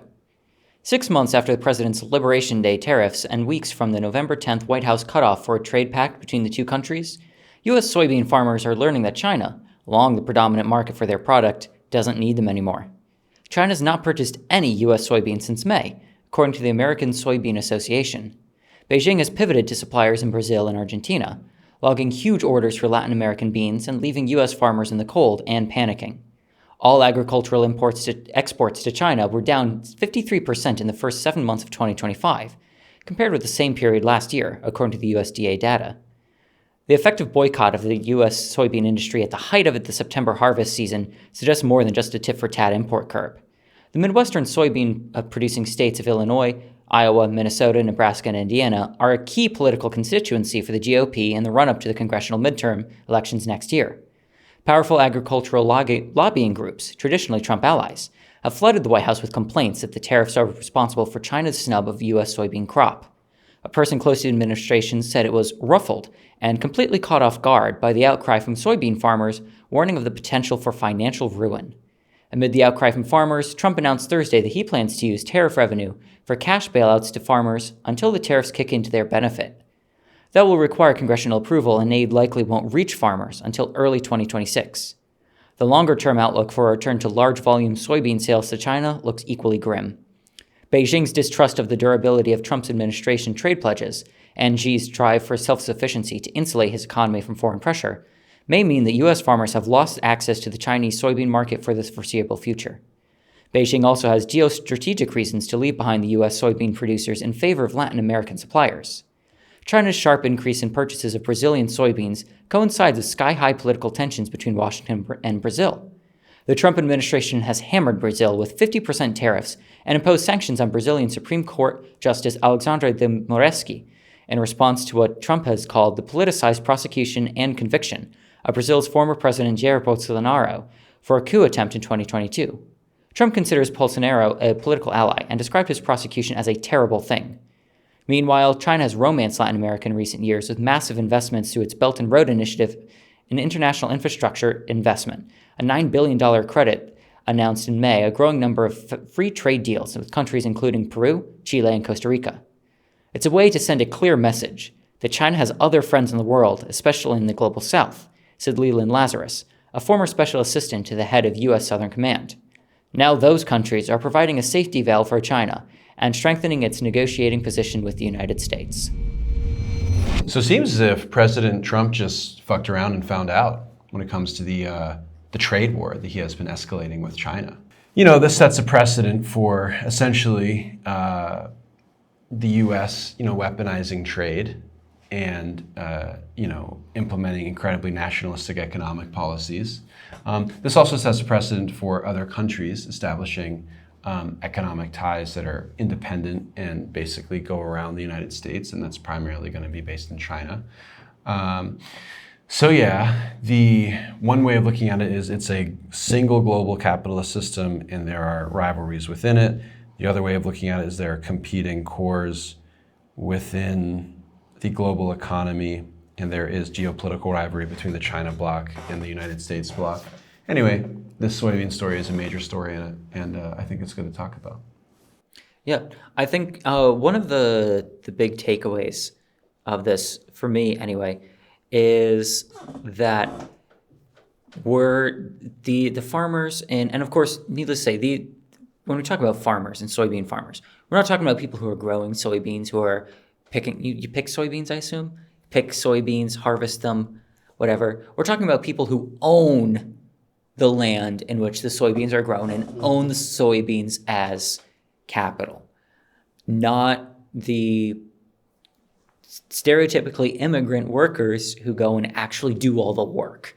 Those are farm laborers. Farmers, in this context, like the ones who are yelling at Trump now and who support Trump, are the big business guys who own acres and acres and acres, hectares, I think those are bigger, all this property, all this land on which this food is grown. And they're selling it as capital. So now they have too much food and not enough money. But of course, they're not going to actually get hurt by this. Their business interests will be hurt by this. Mm-hmm. So that's really important clarification, I think, for the context of this. But China hasn't bought soybeans from America since May. And that means all the soybeans being grown and harvested are just sitting around. In a civilized society, that food would be distributed to the hungry. So many people in America are food insecure. Mm-hmm. Children are food insecure. There are fights in local school districts, in small little school districts, over whether or not everybody should eat. Didn't the U.S. just burn a stockpile of food? I think so. So, what are we going to do with this excess food? Is the government going to buy it and distribute it to the needy? Tofu is good eating, made from soybeans. Soybeans are good eating. They're good, healthy, really good source of fiber. Mm-hmm. Sure. And I think protein too. Very much so. So all of this soy product, all this soy food, these soybeans, available to be eaten by the public, where are they going to go? And you already answered it. In the trash, in the burn heaps. It's like the famous passage in The Grapes of Wrath, which the hungry people see mountains and mountains of food burning because there's no one there to buy it, despite how the hungry people, because the hungry mouths don't have food to buy, or don't have money to buy food, or else they wouldn't be hungry anymore. I think it's also important to illustrate here, too, that the U.S. on a number of occasions has had their ambassador to the UN raise their hand to vote that food is not considered a human right by the United States and its satellite state, Israel. So when we're looking at all of these tariffs, all this is a old white guy who is used to getting everything he wants, no longer getting what he wants, and he can't handle the reality that he's not the top dog in the yard. In fact, the new top dog is the new daddy, China. They are the global hegemonic power politically. They are the global hegemonic power now economically, and they're even pushing it militarily. There is nothing that our nation can do except let me find a better word for this. Our nation has to humanize itself and find the humility to say, the old way is done. We can't just starve people to get our way anymore. So the more that Trump ratchets up these tariffs on China or any other country, whether it's on food imports or trucks or kitchen supplies or what have you, the exact opposite is happening, and the global community is going, it's no longer viable to do business with the United States. We're going to go with the country that actually owns the means of production, and we're going to get a cheaper rate. And the more this is happening, the larger BRICS is growing, and they're already covering about 60% of the global economy. And so if Trump really wants to keep on this bullheaded endeavor to oppose China in every way, shape, form, and fashion, and not saying, maybe I'm wrong, let's shake hands, we're gonna stay in this position where we're getting less and less food here, and we've got 330 million people that are counting on the food and the resources to be there, and these tariffs are ensuring that it's not. I think it also goes to show the importance of food sovereignty. If Brazil and Argentina are pretty large countries, but if Brazil and Argentina didn't achieve food sovereignty, they wouldn't be able to export food. And that means that countries that can't rely on the United States anymore wouldn't have them as an alternative. Now, China would be able to get by. I don't know if the soybean production is a requirement for China to eat. Pretty sure they produce plenty of food on their own, just maybe there won't be enough soybeans to eat. And this also gives these countries an alternative, like you said, to the United States. Small country, they're not small, but relatively less powerful countries that would normally have to rely on the power of the U.S. empire or good relations with the U.S. empire can now bypass them and create meaningful relationships with China that aren't based on force or violence. Agreed.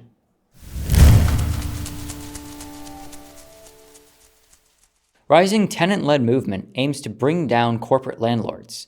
September 13th, 2025 via truthout.org. Tenant union organizers from Kentucky, Minnesota, Montana, and New York share hopeful news from the growing movement. Across the U.S., tenant unions have been exploding in growth and visibility. Thousands of tenants from Los Angeles to Kansas City, from Chicago to Connecticut, have unionized in recent years. This is a bottom-up, multiracial, working-class movement that's directly countering the catastrophe of the U.S. housing system and the power of landlords, with the collective power of tenants. The movement is knitting tenants together into a self-identified class across geography that is carrying out rent strikes, winning critical policy battles, and even shaping the heights of politics. It's a radical movement, connecting the dots between the housing system and racial capitalism, framing housing struggle as a class struggle, and critiquing the rent relation and commodified housing altogether. While far from a new thing, today's tenant movement is an expanding vanguard that's organizing to frontally challenge the nexus of financial and real estate capital at the heart of the corporate power structure.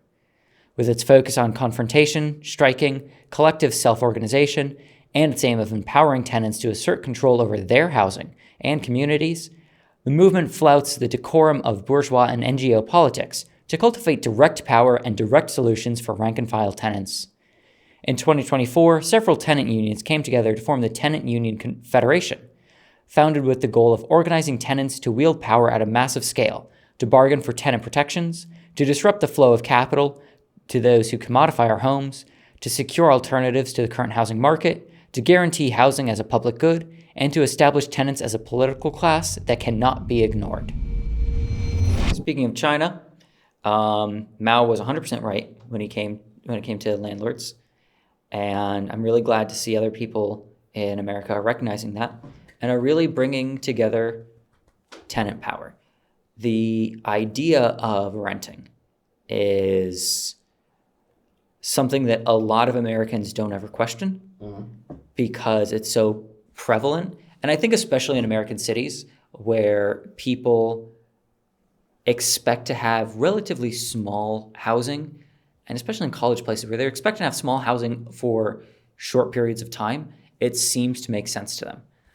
But the very concept of having to pay somebody else a profit for you to be able to live in shelter is absurd. And yeah, sure, there's profit being generated when you're buying and selling homes. And the profit is primarily there, from the construction companies. They're generating profit from that, and that is one thing. But a continual profit by stealing someone's income for a house that they live in, that they, generally speaking, take care of, that they rely on to live, and you are stealing wealth from them for a house you cannot use, is obscene. And the entire landlord grift is so clearly wrong. We have Enlightenment philosophers like John Locke and who's that guy who's the father of capitalism or whatever they call him? Adam Smith. Yeah, Adam Smith talking about how landlords suck.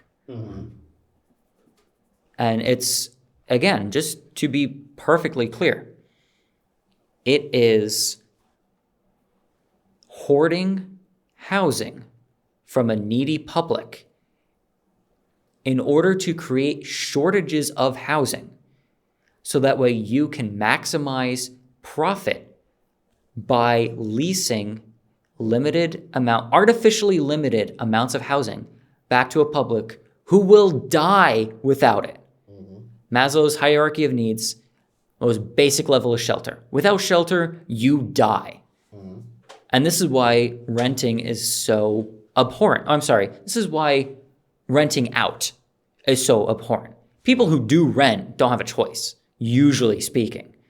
But this is a huge problem. And just like the other problems of capital, in which necessary resources are being hoarded from the public and then trickled back to them to extract massive profit, even though those necessary items were created by the people in the first place, the answer is collective power and collective action. Yes. Joining together with your neighbors, making these tenant unions, and demanding from the landlords concessions with the implicit threat that if those concessions are not made, they will be taken by force. Yep. I fully have the viewpoint that landlords are parasitic freeloaders that sell nothing more than their permission. Yeah. For me, looking at the phenomenon of rent, it's literally permission. There's just no other way around it. And so these landlords have, I would say, the deepest God complex out of all capitalists, because you're forking over sometimes $3,000 a month for somebody's permission. And of course they can go, oh, next month I'm gonna raise it higher. Oh, next month I'm just gonna kick you out. They go, oh, but you need to go through this and this attorney and this. Oh, I've got money, don't you worry about it. Literally, when you are renting from somebody, you are paying for somebody's mercy. And that's just not the American way. Not in a country where we are told that we have the right to life, to liberty, and to the pursuit of happiness. And the only way that we can fight back against the parasitic class of landlords is through a solid formation of tenant unions that are ready to mobilize and fight back against this concept. There are over 15 million open, vacant homes across the United States that are just sitting there waiting for somebody to pay for their permission to live there. We only have about less than 800,000 houseless people across the country. It would be really mundanely easy to say, well, we've got 15 million open homes. We've got this many people. Hey, let's get them into the home. Let's get them an avenue to find a job. Let's get them an avenue to get whatever they need, so that way the houseless has a chance at survival. When did this country lose its heading and devolve deeply into Nazism? It's so mind-numbing. People do not have to pay for their right to live. People do not need to pay for their right to eat. People do not need to pay for their right to have medical care. It's just the cancer of the system. There's an economist and actually like a historian of economics and science called Philip Murawski. He's written a lot of cool stuff, and he has a critique of neoliberalism that essentially says, okay, under neoliberalism, the economy is viewed as an information processing system. And the model is like, information on goods and services are freely kind of moved around. And, this is a way in which free choices are provided for the rational consumer to essentially exercise their freedom on the market and so on and so forth. But again, it's this information processing system. But just while we're on the subject of like housing and like, real estate and just like being able to live in a place that's safe and like secure, like one measure of an information processing system might be like self-awareness, right? Or like, does it give information to the people it ostensibly serves in a way that makes them self-aware and able to like reflect upon their even recent past? And it's like, can you guys think of something that happened recently that involved housing and like finance? You know what I mean? And it's like, the 2008 crisis. So it's like, okay, well, here we are again, and we're in this sick situation with, housing and speculative finance and, artificial scarcity and the unhoused. And it's just really, really horrific. And it goes to show that when planning is controlled by the ruling class, when, economic policy is planned for profit rather than for social well-being, these are the kinds of contradictions you get, and it's bullshit. And one last note on what renting actually involves. It is a tenant paying the landlord. But what it really is the tenant is paying the mortgage. The tenant is paying the utilities.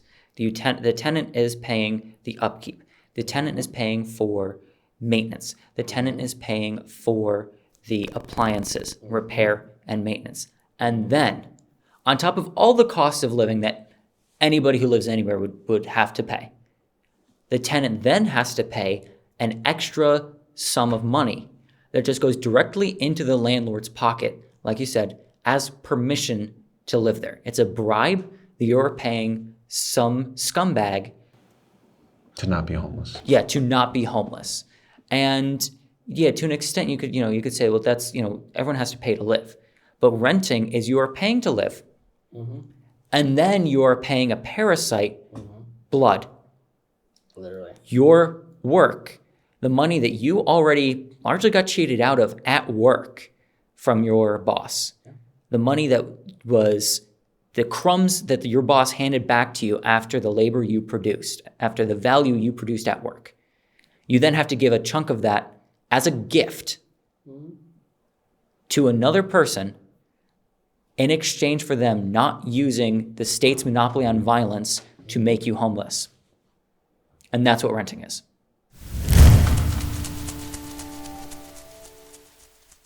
Dropsite News reported on September 8th, the Israeli military is waging an all-out aerial assault concentrated on Gaza City, targeting dozens of high-rise towers in the heart of the city and reducing them to rubble. The destruction of residential buildings and tent encampments nearby is part of its stated operation to ethnically cleanse the entire area of the nearly 1 million Palestinians sheltering there and force them south. Israel's Prime Minister Benjamin Netanyahu said the goals of the offensive were defeating the enemy and evacuating the population, omitting any mention of the freeing of the remaining Israeli hostages, which has been a constantly stated war aim until now, The Guardian reported. The IDF further defended its operations as targeting Hamas, and based on precise intelligence, air, and ground forces, we have to remember who we're dealing with here, and that is a group of people that have dedicated their lives to violence and barbarism, U.S. Secretary of State Marco Rubio said. When you're confronting that hard reality, as much as we may wish there'd be sort of peaceful, diplomatic way to end it, and will continue to explore and be dedicated to it, we also have to be prepared for the possibility that that's not going to happen. While Rubio, Netanyahu, and others in the genocidal axis view their operation as a defense of civilization against barbarians, Hamas has called Israel's Gaza City offensive an unprecedented, barbaric Zionist escalation, which violated all international norms and laws. The evidence, even from reports within mainstream Western press, appear to confirm Hamas's statement. They're not fighting Hamas. They're fighting all of us civilians, Gaza school teacher Montasar Beha told the New York Times as Israel ramped up its destruction of Gaza City in mid-September. Israel has created a mass exodus of Gazans, reported Le Monde. The Israeli army has systematically destroyed the urban infrastructure of Gaza's largest city. Towers, housing apartments, local institutions, schools, and mosques have been pulverized. Gaza, a city with millennia of history and home to 1 million people, one of the most densely populated places in the world, appears to be living its final moments. Fighter jets, drones, and explosive robots unleashed a massive bombardment that leveled entire neighborhoods. Gazans are now faced with an impossible dilemma: stay and risk immediate death, or leave and die a slow death with no guarantee of safety. The so-called humanitarian zone in the south, where Israelis were pushing people to flee, is also being targeted by the army. Tess Ingram, a spokesperson for the UN Child Protection Agency UNICEF, said that it's inhumane to force children to flee one hellscape and end up in another. While Gaza-based political analyst and researcher Ahmed Al-Tanani, who was also forced to flee despite having cancer, stated that Israel's main objective is to strike at what Gaza represents, the only city still standing, with remaining economic and administrative value, despite its partial destruction. The occupying army seeks to erase even the idea of possible reconstruction. The world's silence means complicity in this plan. This is not a battle, reported the Electronic Intifada. Each armored vehicle carries enough explosives to obliterate everything within 100 meters, including homes, streets, and all that lie between. The tanks roam the streets like mechanized predators, forcing entire neighborhoods to flee in panic. Gaza City today is no longer a city, but a scene of mass death and day-by-day survival, reported Haaretz. Entire families who had nowhere to evacuate to just got out of their homes and started walking, without knowing where they were headed. Within minutes, our house turned into dust, said Abu Ahmed from the Tufa neighborhood. Not even a memory left, not a wall or a room. As Palestinians, we are used to being abandoned, Abu Walid, a Gaza City resident, told Haaretz. It has happened before, but we didn't expect that no one would step in to stop this daily destruction, not a single Arab or Muslim nation. Gaza is falling, and beyond solidarity, we are receiving nothing. Israeli journalist Amira Haas writes that what the IDF euphemistically calls the evacuation of civilians from Gaza City is accompanied by a relentless barrage of airstrikes, shellings, and explosions. Targets of Israel's terror include mosques, schools, multiple UN buildings, including clinics sheltering thousands of displaced people, what was left of the Islamic University of Gaza, Gazans sheltering in tents, waiting for aid, and entire families fleeing on foot and in cars. Israel targeted a vehicle carrying displaced Palestinians, including children, on the 16th of September, engulfing it in flames and killing everyone inside. Fear, fear, it's all fear, Maysar al-Adwan told CNN. Explosions over our heads all day, was how Ahmad Abu-al-Had described Gaza, adding, "We are going from death to death." Meanwhile, the medical conditions for Palestinians continue to deteriorate under Israel's deliberate policy of genocidal destruction.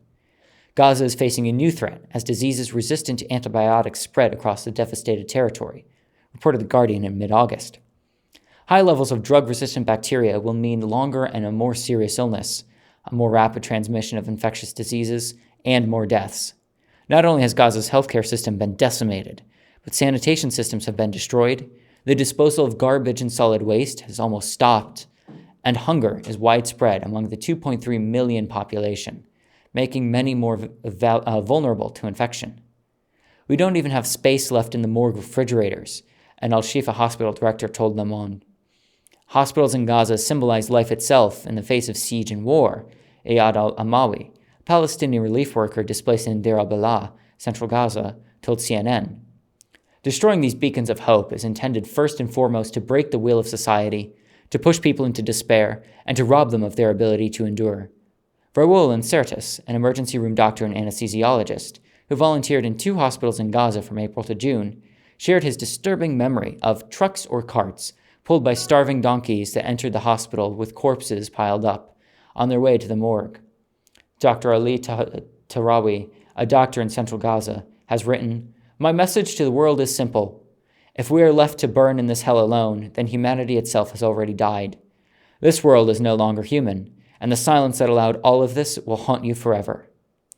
Noor Khaled, journalist and successor of Anas al-Sharif, who, along with reporters for Reuters, Associated Press, and Al Jazeera, was murdered by Israel in late August, has made the harrowing decision to remain in Gaza to bear witness to the genocide, stating that after their deaths, something was born inside me that said that I have to complete the journey for which they sacrificed their lives.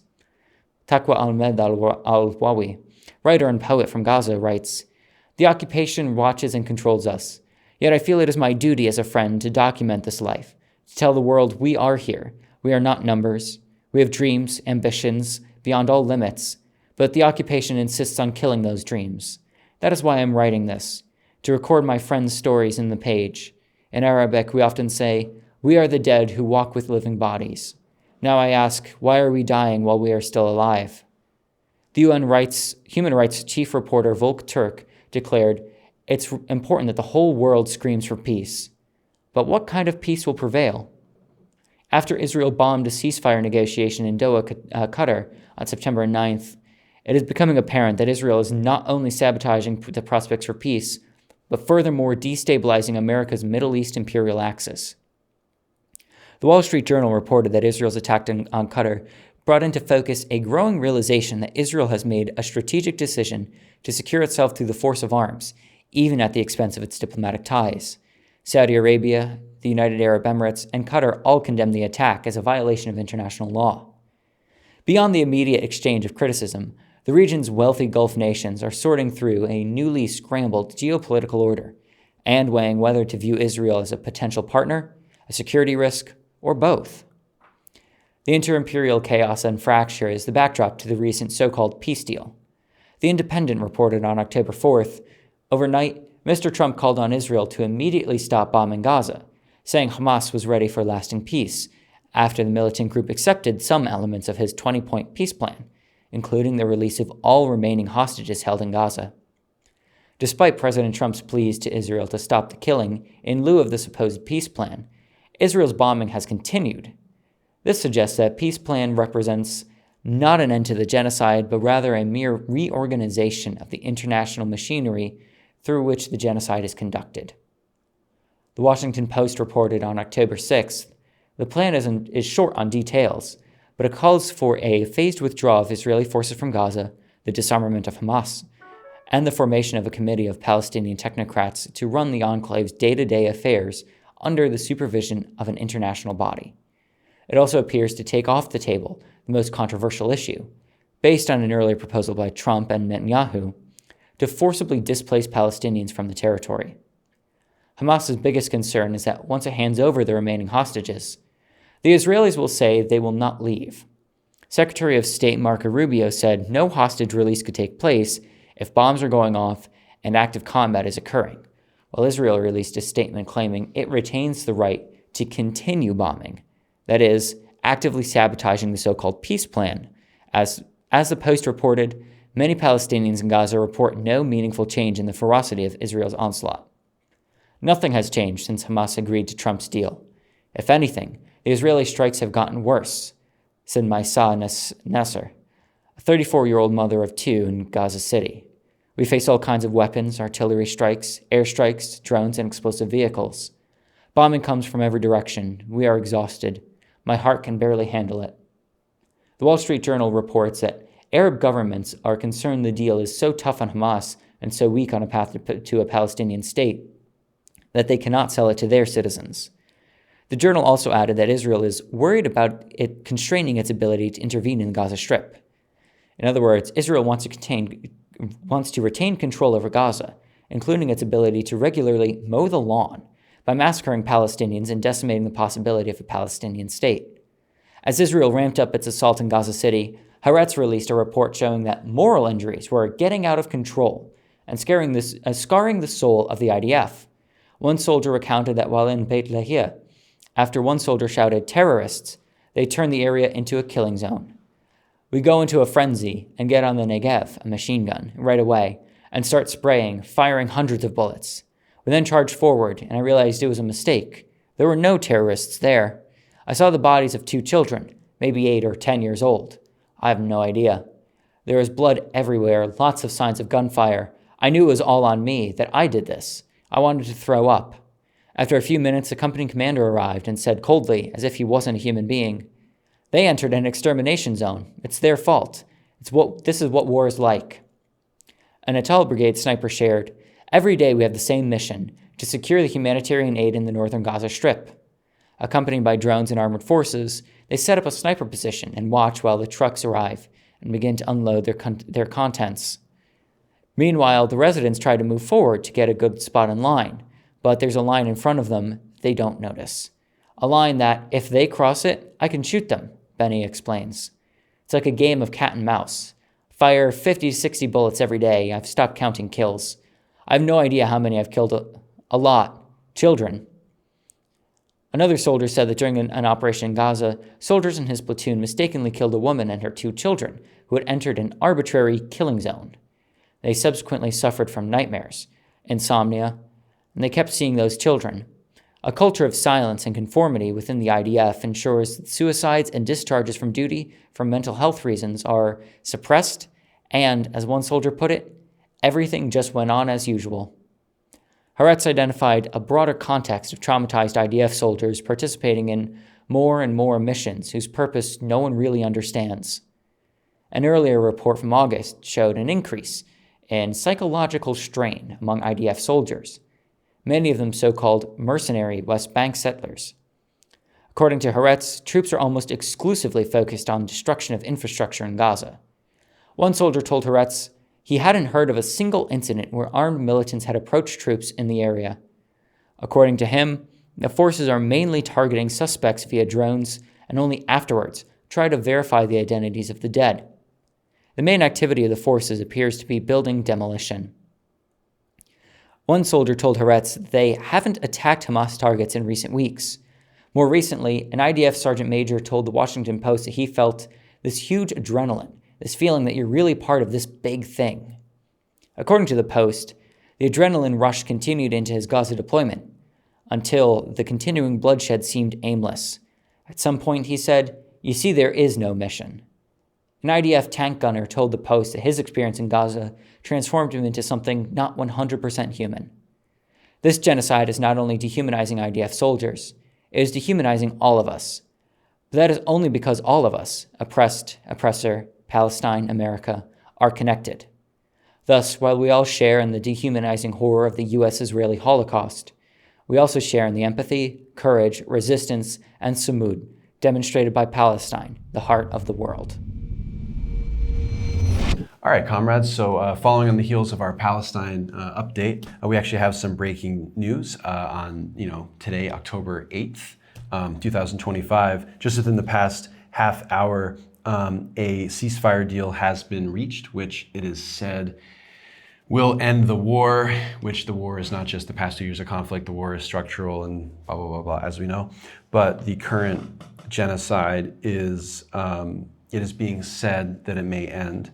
And Hamas has recently released a press release in which they say, after responsible and serious negotiations between the movement, Hamas, and the Palestinian resistance factions, regarding President Trump's proposal in Sharm el-Sheikh with the goal of reaching an end to the genocide against our Palestinian people and the occupation's withdrawal from the Gaza Strip, bold letters, the Islamic resistance movement, Hamas, announces reaching an agreement stipulating an end to the war in Gaza, the occupation's withdrawal from it, the entry of aid, and a prisoner exchange. So those are the 4 key parts of it. End to the war, withdrawal of the occupation, entry of aid, and a prisoner exchange. A prisoner exchange of Palestinian prisoners being held by Israel. not just people who have been held in the past 2 years who've been scooped up, but longstanding Palestinian prisoners, including people who've gotten like life sentences.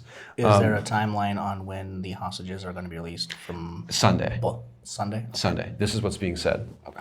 All of the hostages will be released on Sunday, and it is. And that's for the Palestinians and the Israelis, right? That's what's being said so far. That's what's being said so far.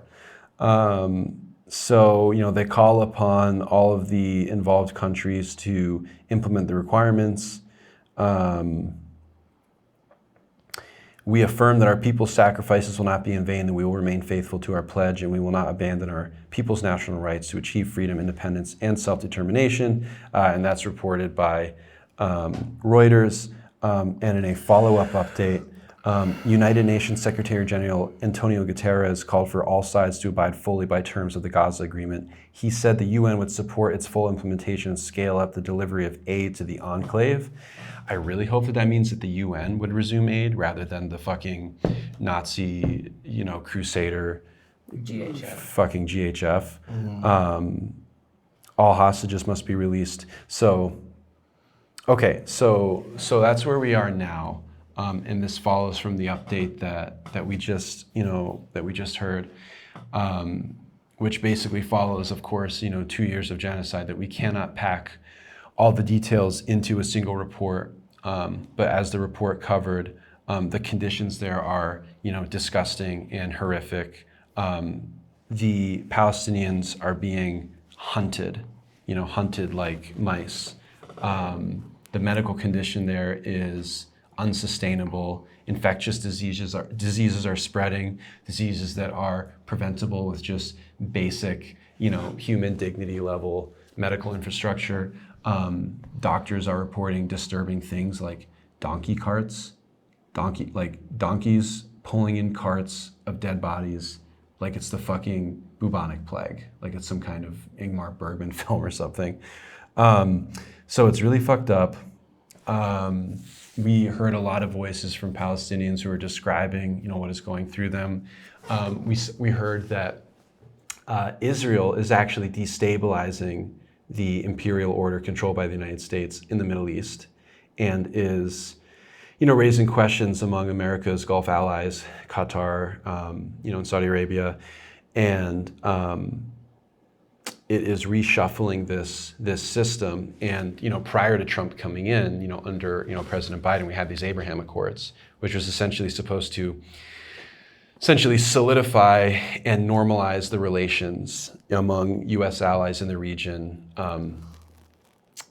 by burying the Palestinian cause. And it wasn't until October 7th, 2 years ago yesterday, that the courageous Palestinian resistance movement broke out of the concentration camp and forcefully put the issue of Palestinian rights and Palestinian humanity onto the global stage.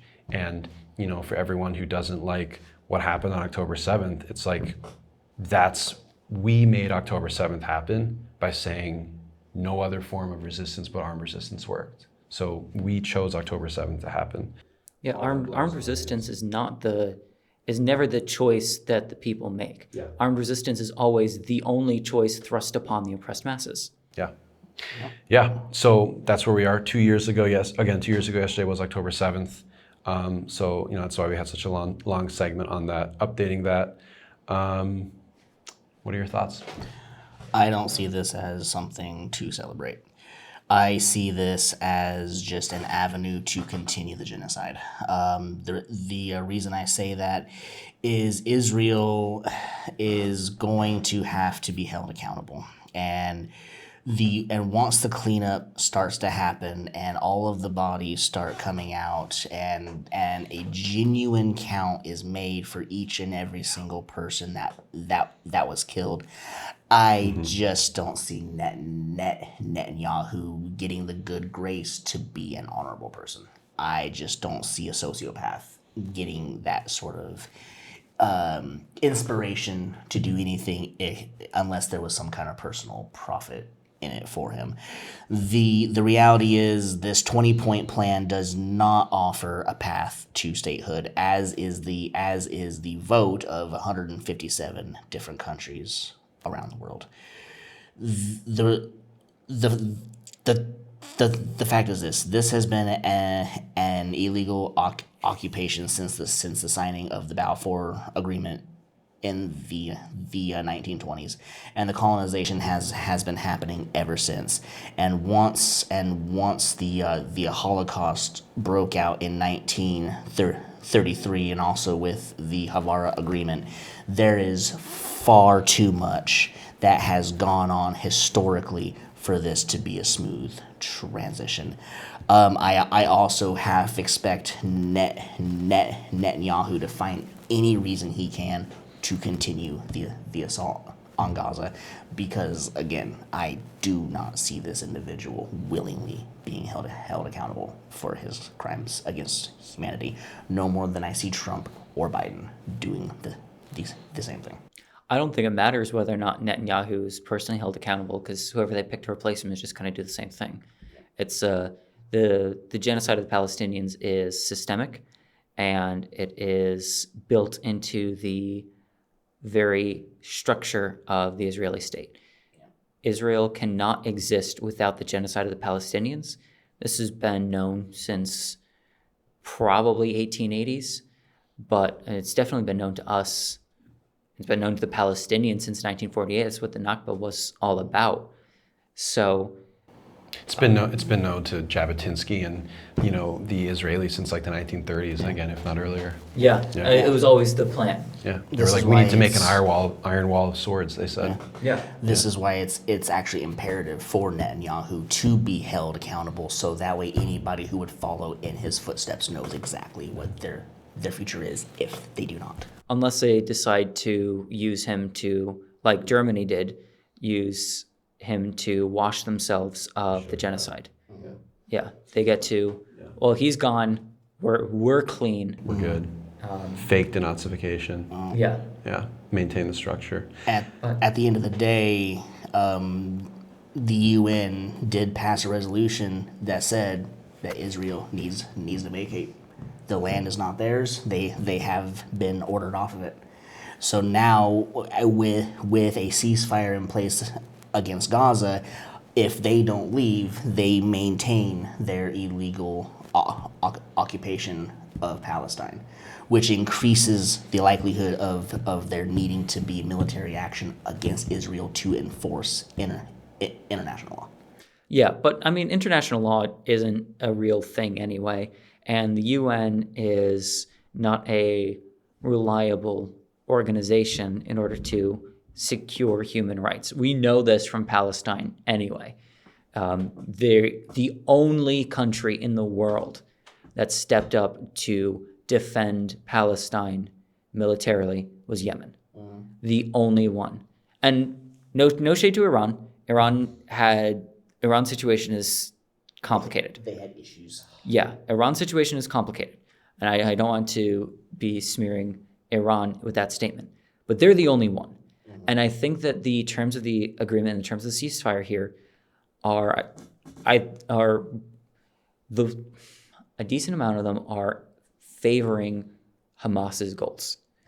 And I think that goes directly towards the armed struggle, obviously. And that does show that the Palestinian resistance has won in some places. But the fact that it's not over is proof that the Palestinian resistance was sold out, if not betrayed, by the countries that it nominally should have expected to stand up for it.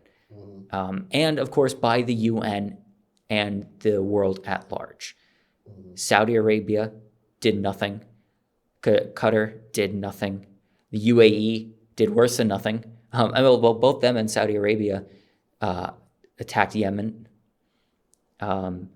Jordan straight up runs cover fire for Israel. Syria had its own problems again. Like I'm not going to diss Syria on that. They were occupied. We'll say, joke. Syria was occupied. Lebanon, Hezbollah, of course, did their part, and they paid dearly for it. Hassan Nasrallah and Yahya Sinwar paid the last full measure for Palestinian liberation. And like Sinwar said, Israel was defeated on October 7th. That was the end. That was the end of it. And now who they were left fighting is the United States and the United Kingdom. Libya, of course, was destroyed in 2011 in order to prevent them from being able to participate. Morocco, Tunisia sold out Palestine. Egypt sold out Palestine. Iraq also occupied, but the Iraqis did a lot of the Iraqi organizations did their part, within the best of their ability, of course. But the world sold out Palestine, and I have no reason to believe they won't do it again. Yeah.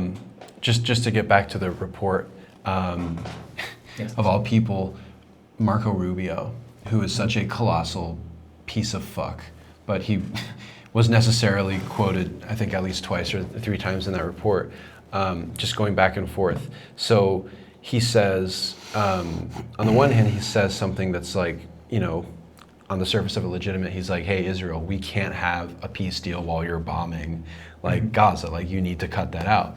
Then on the other hand, he said something that was pretty like sinister. And I think we should all pick up on it. He said, we're dealing with barbarians. So he said this, he said, while we're gonna work toward a peace deal, we have to be ready to understand that like that might not work out. So he's already kind of like rhetorically, the US Secretary of State, just like rhetorically like setting the stage for this like infinite war against barbarians. On the one hand, we also have a huge, I think, maybe not bombshell is the right word, but just like an incredibly important comment from the Wall Street Journal when it said, Israel is worried about losing its ability to intervene in Gaza. That's like, that kind of says it all right there. Mm-hmm. Israel wants to keep its ability to mow the lawn. It wants to keep its ability to slaughter Palestinians. And there are already indications that it's, kind of like you said, like, shouldn't celebrate this. It's setting up precedents to potentially say like, well, like maybe Hamas hasn't completely, disarmed itself. And there's again another report in the Wall Street Journal that we didn't see there where it said, there are people who identify as Hamas that might not be centrally controlled by Hamas that like their family was just killed. Like they're not going to want to let down their rifles, which honestly in the grand scheme of things, like, but it gets to a deeper point, which is like rhetorically, like the fucking Piers Morgans of the world are always saying things like, he's like, do you believe that like, Israel should, Hamas should have any part in like governing a coalition? And the idea that like Hamas has been discredited by October 7th, so it doesn't get to have any kind of say in the Palestinian struggle for liberation is so fucking stupid. Because even by that same logic, it's like, okay, so if someone carries out an act of terror or violence, they are discredited from participating in governance. Then like Israel has been discredited for decades, and they have absolutely no right. So if by that logic, one side needs to disarm, it's clearly Israel, the secret nuclear fucking terrorist power that literally stole nuclear secrets from us in an insane, like, Iran conspiracy theory of the conservatives, but it actually happened level operation. You know what I mean? So here we are, 2 years on, a very fragile kind of bullshit peace deal. I have, I'm seeing Palestinian friends celebrate, in various forums, and I don't want to I don't think it's right to say like you're wrong for celebrating the reports of Palestinians in Gaza, celebrating. Some Palestinians said that in January 2025, they felt like that was the peak, that was the most free that Palestine has ever been in January 2025. And like, I'm not going to say that their subjectivity is false, so like I get that. The bombs have stopped, but the war's not over, and it's okay to cheer that the bombs have stopped. And it's okay to cheer that the bombs have stopped, and I want to cheer with them. But I also want to keep watching to see what happens. Absolutely. It's ever my recommendation to the Palestinian people to not disarm. There's a saying from a while ago. I can't remember the exact details of it, but it goes along the lines of, if I'm holding a gun and you're holding a gun, we are equals, and we can talk about the truth. If you're holding a gun and I'm not holding a gun, the truth is in your hands. And right now, with everything that has happened to the Palestinian people since the Nakba, if they were to fully disarm, that gives Israel the green light to finish the job, and that is what I oppose. And it's why the Palestinian resistance has not disarmed and has not allowed disarmament to really be on the table since the 1980s. Because when the Palestinian resistance disarmed in Lebanon in, I want to say 83? I don't remember. But in the 1980s, that's where we get the Sabra and Shatila massacre. The Palestinians disarmed, and immediately Israel and allies committed an act of genocide against Palestinian civilians, just wiped them out. We know, and unarmed people are slaves or are subject to slavery at any given moment. And the Palestinians know this well. And I don't think they should put down their arms. I don't think they should have to. Like you said, obviously Israel is one who needs to disarm. Yeah. Nuclear and firepower, all of it, gone, washed away. Absolutely. They have earned that punishment. Yeah. For sure. Free Palestine. Free Palestine. Free Palestine. Thank you for joining us this week with The People's Report, hosted by Solidarity TV. Don't forget to like, subscribe, and follow us at solidaritytv.org. Organizing the working classes of the world in solidarity forever.